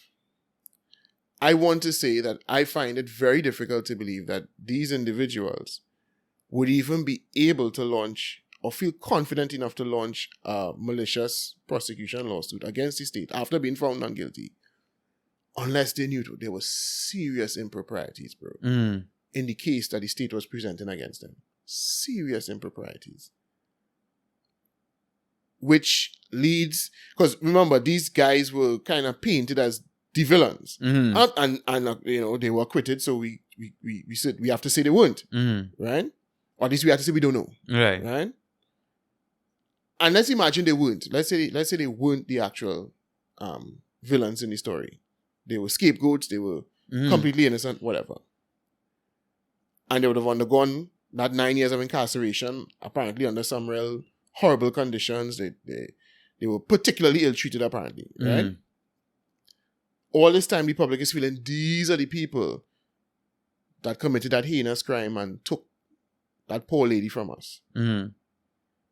And if it is that all of that was happening when nobody had a real case against these fellas, that's a disturbing thing, Nalo. That could, because it's how high profile. Because if they could do that for a case that was that high profile, imagine if they want to give you a case. Yeah, for something small. For some small thing, for somebody nobody care about, the papers ain't checking up on you, nobody care about, you know what I mean? That's crazy man thing though. Because we have to, because it's passed through the legal system now, and the court has they've won their lawsuit. We have to say, and we could, you could make all sorts of assertions as to why they didn't, put forward a present a defense. But on the face of it, you have to say, well, it's because they had no case. Mm-hmm. That's all they left to say. That's all they could say without fair contradiction. They had no case. No, all right. So without me assuming anything, right? What I want to say is, you know what could have made this a lot easier? If the case went through at a quicker pace and happened faster. Right? So, and of course, to your point, if you didn't have proper evidence or proper reason to arrest them, charge them, and incarcerate them or hold them for whatever time you hold them, right?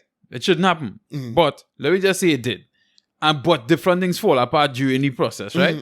Because I've heard people say that some of the issues was that witnesses changed their statements. The statements weren't whatever, right? Things like that happen over the period of time. Now, things like that could have possibly happened because it took so long, right? So recounting the situation could have been hard. But other than that, put aside all them things. If these cases were tried in a timely manner and the people were unjustly treated or unjustly held, you wouldn't have to pay them $2 million each. You understand what I'm saying? Yeah. If you do, you beat out in a year, whatever, we could have paid. And you had to pay the people for the inconvenience and pay them whatever you put them. You pay them $100,000 each or whatever the case may be. But it dragged so long that when time, there's a bulk of money you had to pay. Yeah. It is. No, and the thing is, the case falling apart for legitimate reasons in terms of beyond the control of the investigators and the police involved. That in and of itself shouldn't constitute malicious prosecution, right? Yeah.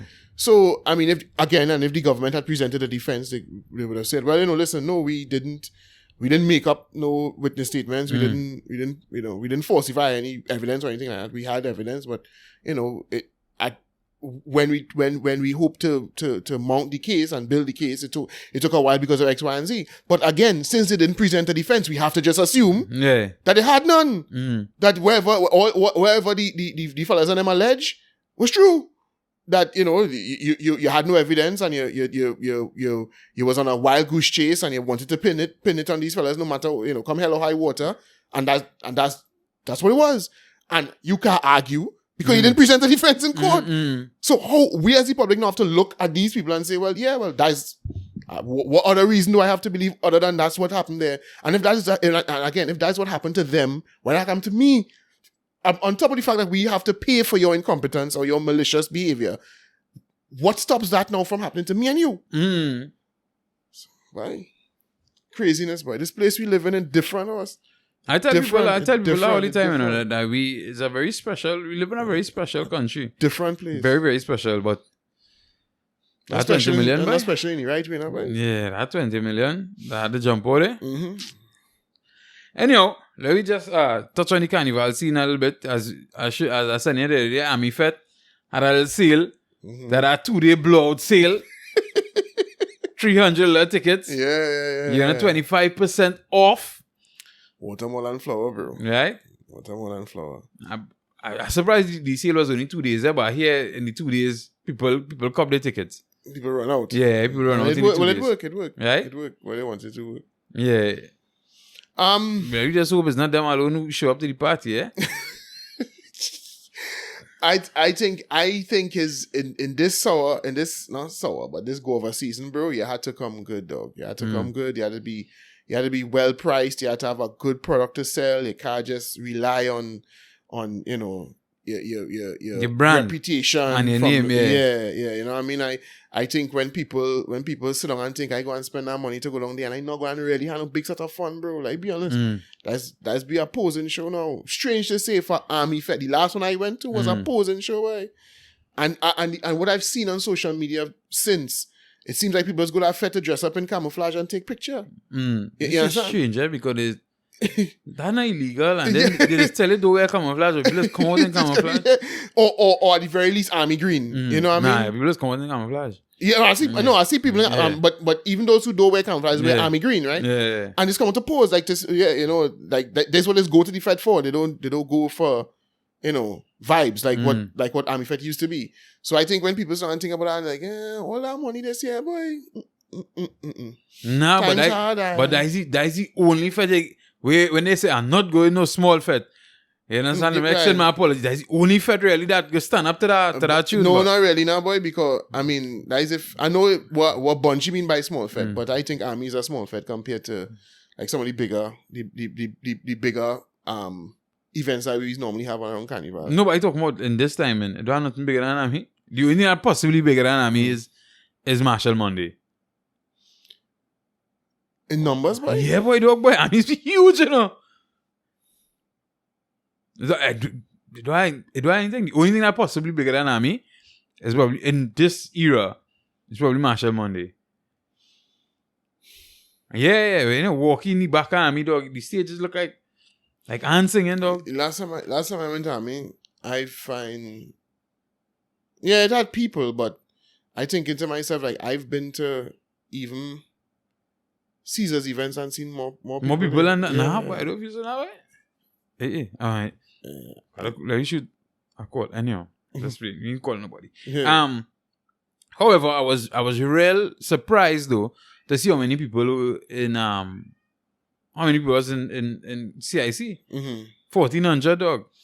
1,400. So you went? No, I didn't go, Bridget. Oh. I talking about the videos, brother. No. Okay. I went. I remember you saying going for tickets and thing, and your wife was... She wanted to go Fatima. Oh, Fatima, right. Yeah. Right. Sorry, I forget. I'm mixing up the two. Right? So you're going Fatima? As right now, yeah. All right, my bad. I mix up the two. Yeah. I can't say that. But here, let me tell you why I say as of right now, right? Because some of the people in my wife gym was telling her that CIC outside the fete. And they're selling 2 tickets for 1,000, my dog, boy.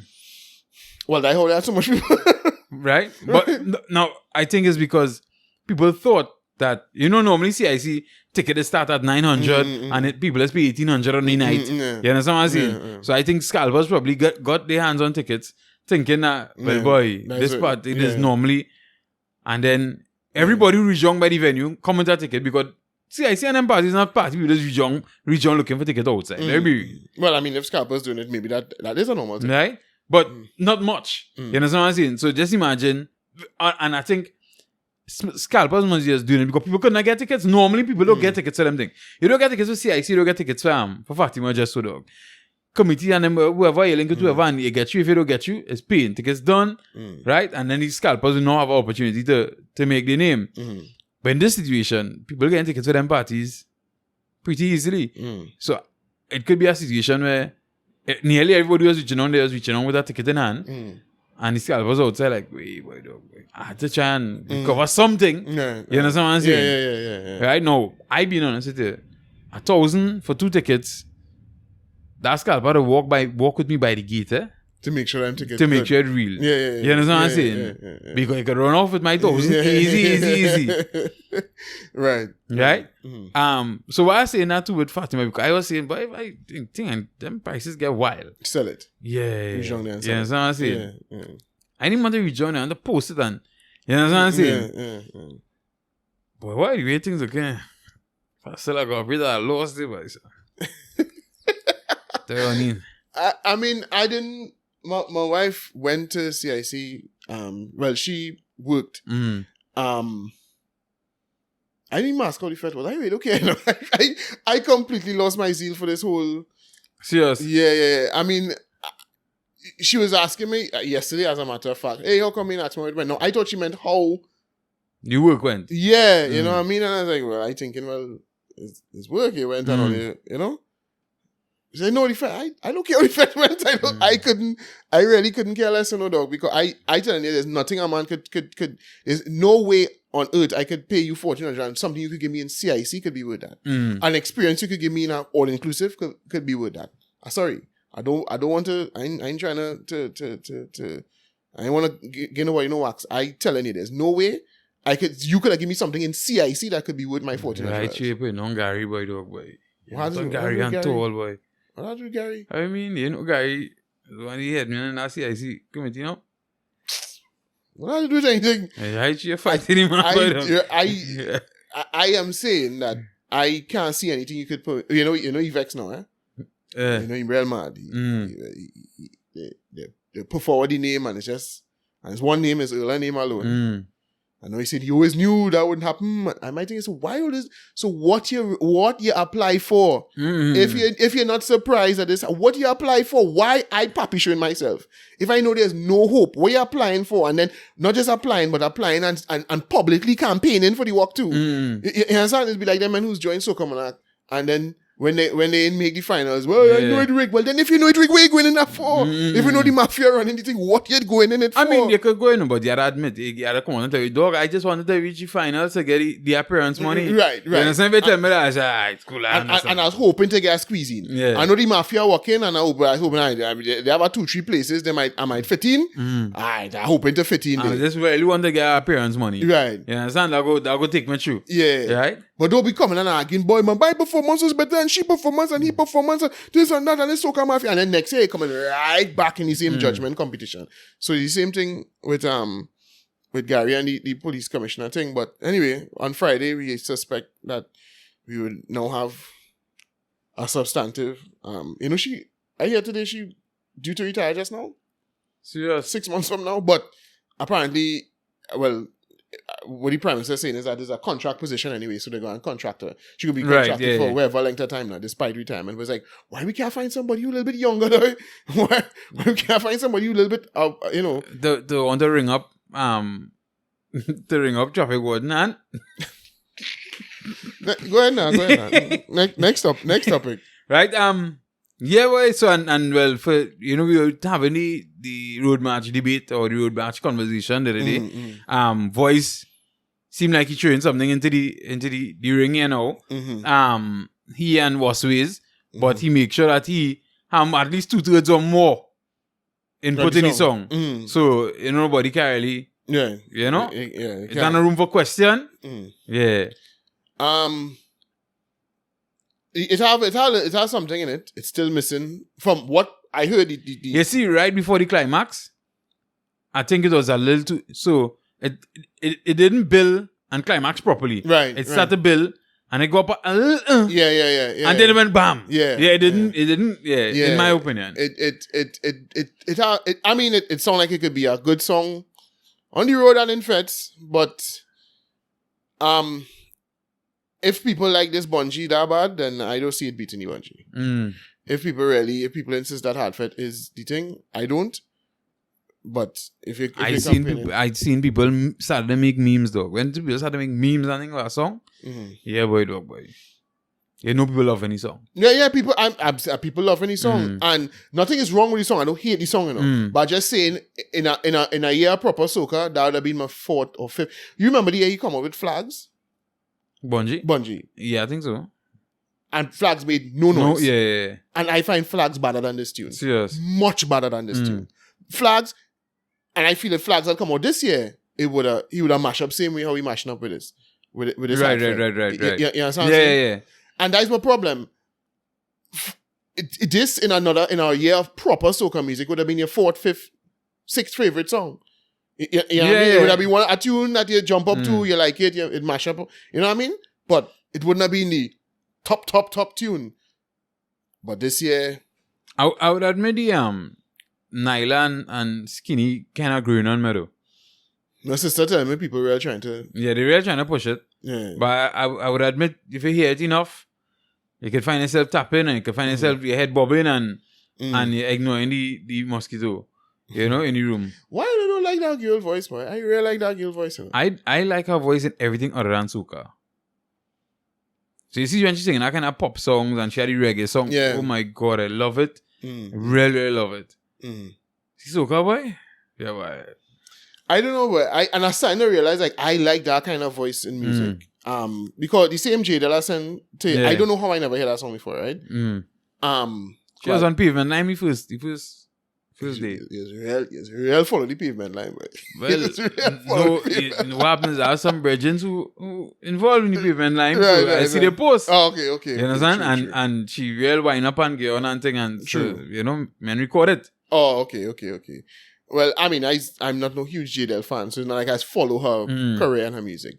But I find, remember I said anybody look back the lyrical, I just find people real pushing it, but I just find it, and I find she ride that rhythm so much better, boy. But every time everybody I tell boy, she voice well annoying.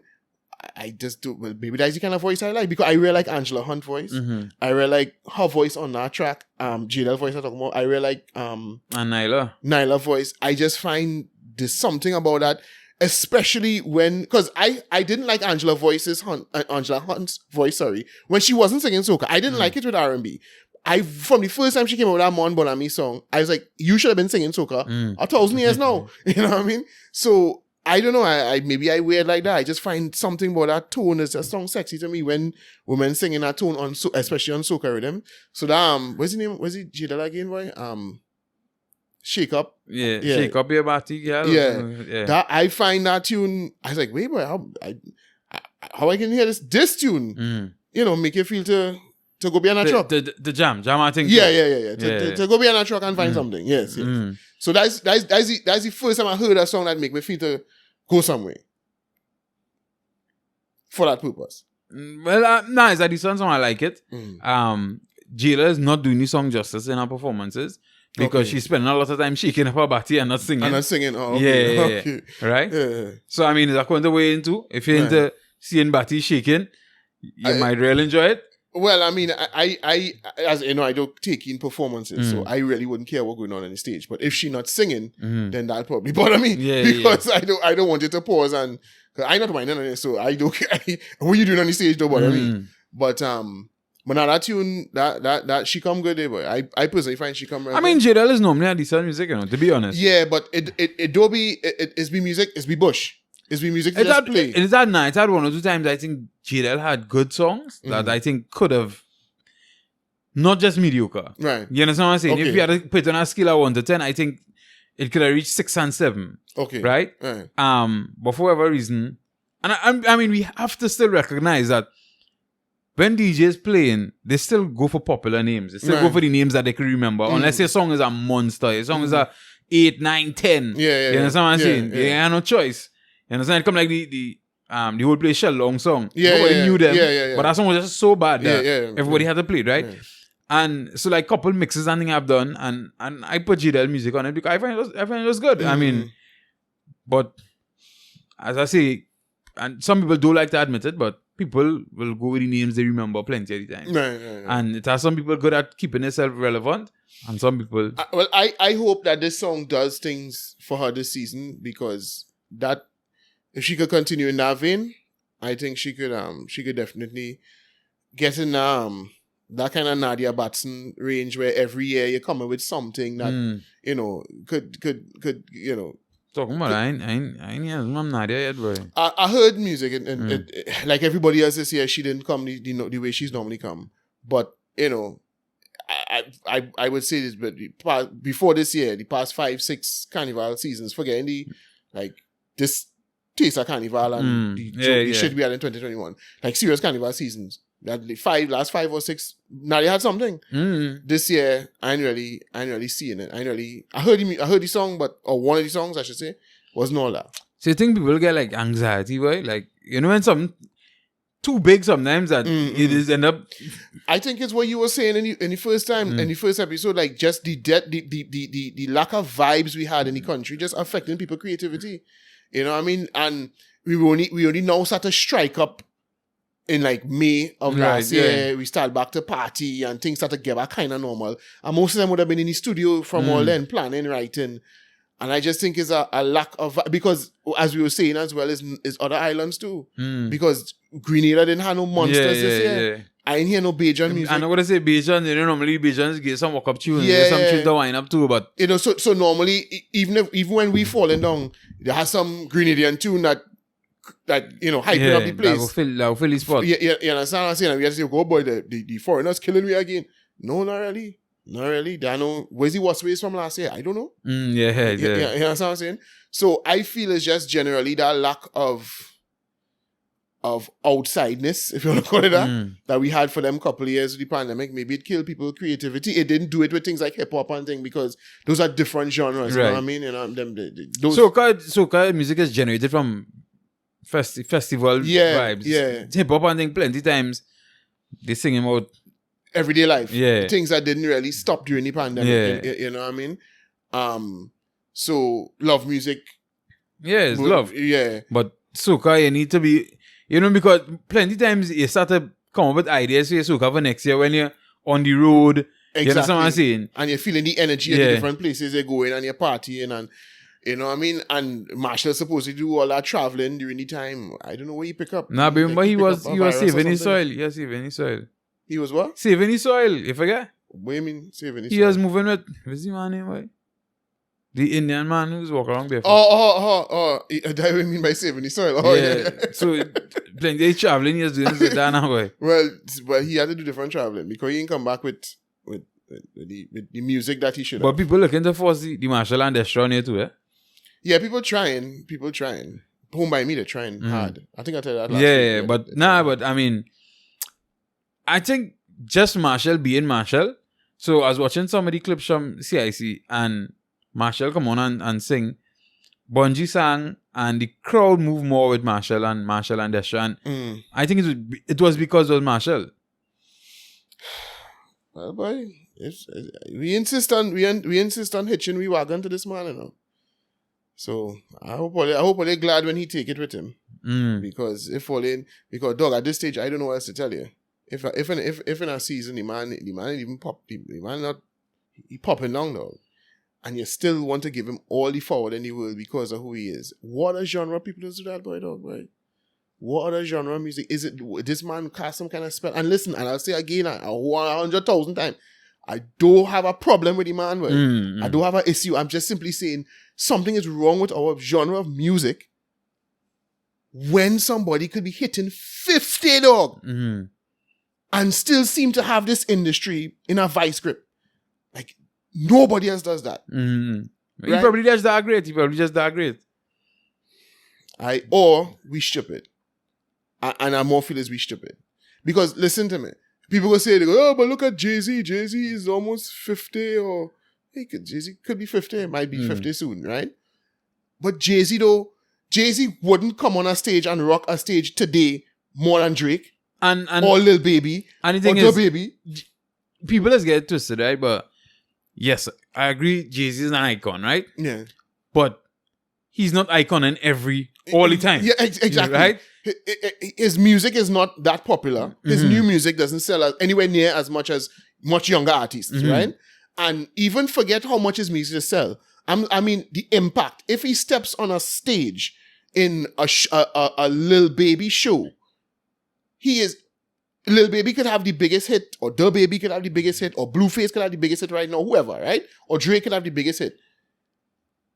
If Jay-Z steps up on his show, he's not gonna get a bigger crowd response. It might have some crowd. You might go with some hip hop club in Brooklyn or something. Yeah, yeah. Jay-Z might, but I'm talking about the mass, the general public, the general hip hop lovers.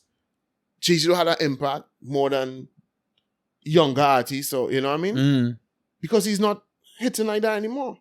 It's not. And I was watching something just yesterday. A man do a videos about unpopular music opinions, and he was pointing out, to be honest, Jay-Z was never the best rapper in the game at any point in time. He's had a long career, but there's no point in time when he was really running the game. There was always somebody who was bigger than him. It was 50 Cent, Eminem, T.I., whoever. There was no year where his record sales was scorching higher than anybody else. The year his breakout year was the year DMX had 2 albums that was number 1 in the same year. You know what I mean? So when Rough Riders and Rockefeller was taking off basically at the same time, DMX was a bigger rapper than him. You understand? Jay-Z was headlining because he was in the game longer, but DMX was the man who was pushing the album sales and record sales. So forgetting all that, the point is, we have a genre of music here where we still insist that unless this man gets involved, we seem to not have energy for it. Well, the thing is, I think he is one of the artists who I think cannot genuinely build a fan base now, boy. Mm-hmm. You understand what I'm saying? Where you could say to have Marshall fans. Mm-hmm. True. You understand what I'm saying? Right. But why them fans can't latch on to somebody else like that in soca? Like, why they can't move on? I think it's because nobody else offered as much as he has. Oh gosh, but I'm not talking about music alone. I'm just talking about the package. You understand? Because like people like to hold on to greatness, and a lot of people is real half-ass the thing in our culture. Let me be real and let me be frank. A lot of people is half-ass it. And okay, true. This hustle. Yeah. It's treating music like a hustle. And he okay. He has been the one treating it like a career. Yeah, and you know. Right. True. And he's taking you for this ride with him. True. I still find the obsession a little bit morbid. Mm-hmm. But I get where you're coming from in the sense that if you have latched onto him as an iconic figure and nothing has come to rival that. Let me carry it to the next, to the real far end, right? What's Trinidad Killer? Mm-hmm. Trinidad Killer, I would say, this come with decent music, right? True. Mm-hmm. But he carries himself, you don't see it, and be like, yes, boy. You understand? Because even though people used to talk about martial attitude, people could still tell you, you have a bad attitude, you know. But professionalism, his work ethic, you understand what I'm saying? You can see playing to even tell the children to, you know, to be great like him. Well, and I mean, he did a much better job of building his brand, right? He building himself into an icon, right? And he switch up when he needs to switch up. He moved from wherever to ecstatic to thing and HD and my thing is, okay, I understood maybe 10 years ago because I just say what built him into where he is now is the fact that he seemed to be the closest to taking soca outside, right? And so he developed this kind of an icon status because when he started having the alternative concert and would bring international acts, and it was something completely, no other soca artist was even coming close to trying to do that. And so I could understand people like really latching onto him at that stage, but I'm like, dog, that was 10, 12 years ago, dog. Can we not stop? Can we not be like, okay, I'm good now. I praise you for what you've done all the years, but we still doing this thing where, you know, when he run on the stage, we gonna jump up like we never jump up before. We never hear music before. What are we doing? What are we doing? But I think you hit the nail on the head there. Is not just the quality of music. We're not developing iconic artists. Yeah. Or even artists who want to become iconic. Iconic, yeah. So man hustling. That is why he will always be who he is, unfortunately. So and that's why I said the person who will fill his position next may not be as great, right? Mm-hmm. Because as they would say, there are nobody as great as Michael Jordan, but there are people we could look at and say they fall in the footsteps, right? His voice. Because voice seems to be the artist who is building a fan base. Mm-hmm. He's building a fan base and building his brand. He's building his brand, right? And he treats it like a career. Yeah. He's consistent and treats it like a career. Yeah. So, I mean, there are others who I think Nyla also treats. I don't think she's hustling, but she doesn't. Some of them don't just stay in soca. She just go out of the soca realm, and she's considered herself a musician. And I don't think Nyla is building her brand as a soca artist. Precisely, right. Yeah. So because she's dabbling other things. No, but not just that alone, not just the music, not just the switching up of the music. Like, I don't know, like I just feel like she wants to build her brand as a fashionista or something. Like, no, I just think she wants to be like kind of like Rihanna. She wants to move in Rihanna's footsteps. You know, and to be fair to her family would have been a very musical family, and they weren't always just into soca. You know what I mean? They were always into fusion and being kind of creative with the music. So I think that is what she, as an artist, I think she sees herself as a pop artist. Right. She wants to be a pop artist, and yes, she wants to be fashionable and all that too, but I think she wants to model herself after artists like Rihanna, and she sees herself being able to sing all different types of music and kind of be a pop music star. So she's building her brand in that realm. But yeah, you're right. Other than voice, I can't really think of anybody who I look at and see, you know. Yeah, boy, them fella, you looking to take that other and Kes. Right, yeah. And even Kes, again, And Kes is not the same soca, thing. not sticking to the soca. Yeah, it's a pop kind of. Yeah, he's trying to be a pop artist kind of thing. But he's another one who, you know, clearly has a music career. Right, I would just come here and hustle for carnival and try a thing. And yeah, he's into the music. But, you know, his quality this year was... And he has a fan base too, eh? Yeah, to be fair, he has a fan base. He has a fan base as well. And you know what proved that here? Because remember when Destra, as big as Destra was, before she started to fall off, right? When she tried to do her back and fall off. Man, just say fall off, you know. Man, say fall off. You know? Are you real falling? Boy. Well, you see, that's happening when they come from real high. When they come from real high. Real man, right? Man, just say she fall off, but say fall off. All right, go ahead. Right? Uh-huh. But she, even when she tried to show her Bacchanal Tuesday, it was Wednesday? Whatever Bacchanal Day it was. Nah, I was the Wednesday. Right, she was the Tuesday. Or didn't she try the Wednesday before he tried the Wednesday? Probably, I don't know, right? Yeah, I think it was the Wednesday, and I think she just do it before. And you nearly see no turn out. Right, yeah. You know, even Kes started and he started small, but eventually it grew. Yeah. Voice and him could do their thing now. Vibes with Voicey all over the blasted place. Yeah, you understand? Vibes with Voicey in Tobago, Vibes with Voicey in New York. You understand what I'm saying? Yeah. So, and we will see now. I think in the next couple of years, we will see him take over the mantle. But I just, again, no disrespect to Marshall, but I just find, oh God, boy, dog, boy. Time to retire. It's time for me to let go this obsession with this man, and because the thing is, I think it's stifling the art form at a point. You know, when in a year when the man could really sing nothing of real relevance, and still you tell me still, you know. But I mean, to be fair, the people causing, and if that's what they want, that's what they have to take. If you understand what I'm saying, because also I've been telling people this for years. Those people just sit down and wait for Marshall to release a song, you know. They'll hear a good song and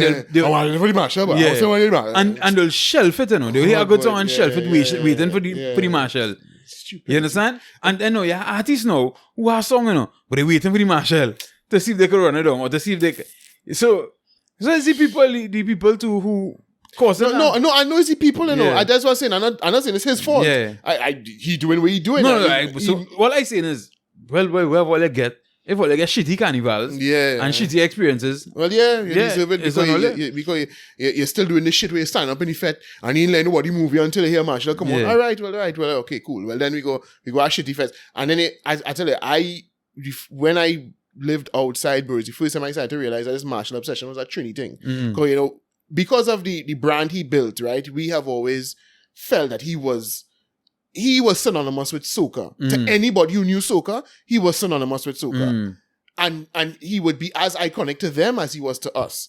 And when I started to live abroad and started to line with, you know, people who was into soca scene in the UK, and it was like, yeah, I mean, we know Marshall is, but why would I? You know what I'm saying? And I went to the first Marshall show I went to in the UK, in SC1, a little club on that bridge. And bro, Lil Rick mash up that place, dog, boy.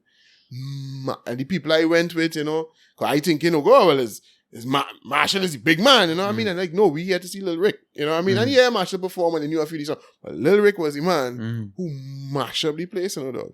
And I started to realize, it's just a we that, you know, that we put him on this. Now, again, it's not people don't know him outside or they don't rate him, he's, you know what I mean? But it's just, he's just giant to us, but to them it's like, all right, when you have a bad song, I like the bad song. So, and that could probably be why I just enjoy carnival partying outside of Trinidad, because the range of music, all it is guys kind of good music. Because outside it, they're not taking them bullshit. They're not going through that. Right? I tell people, plenty DJs leave Trinidad and act like they stars out there, get boo and things out there, no, dog. People just run them like dog out there, no. Yeah, if you're only playing Trini soca, you're getting run out the dance fast. I went to a party in Miami and one of Trinidad big DJs went, come on. And the club started empty, no, dog. The clubs had to empty us. And as man who here and Yeah. right? Yeah. So I guess probably that is why it's more enjoyable when you go out is all the hit music and you will hear Marshall and it's a big tune, you know what I mean? You will hear it they ain't putting no Bush in the middle, they ain't putting no Breathless and Jumpy and them shit. You know what I mean? It's pure hits, you know what I mean? But we hear everything he's saying, we used to, worship at his feet like it's changing now because, he hasn't had a road march. Well, I mean, he was in family, but, he hasn't been running the road march race, in a big way in the past maybe 3-4 seasons. So it's starting to wane. But we still doing this shit where we sit on waiting for him to come on our stage, or else we ain't going fet, or we ain't jumping up, or nah. That had done.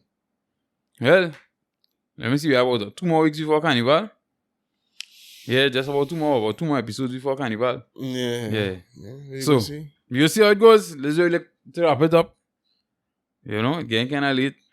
Then I over policing, so. Yeah. You know how it goes. You can get caught up. Yeah. So, yeah. Hey, so thanks again for viewing. Thanks for listening. You remember to hit that like button, subscribe, whether it be on YouTube or, YouTube. Any on the podcasting platforms. And you can hit the following up on TikTok for the people who on the TikTok thing. Not me, but yeah. Right? You'll get the clips on TikTok. Try to get the clips out try to put them up at least one a day kind of thing. Right. Right? But so, we out.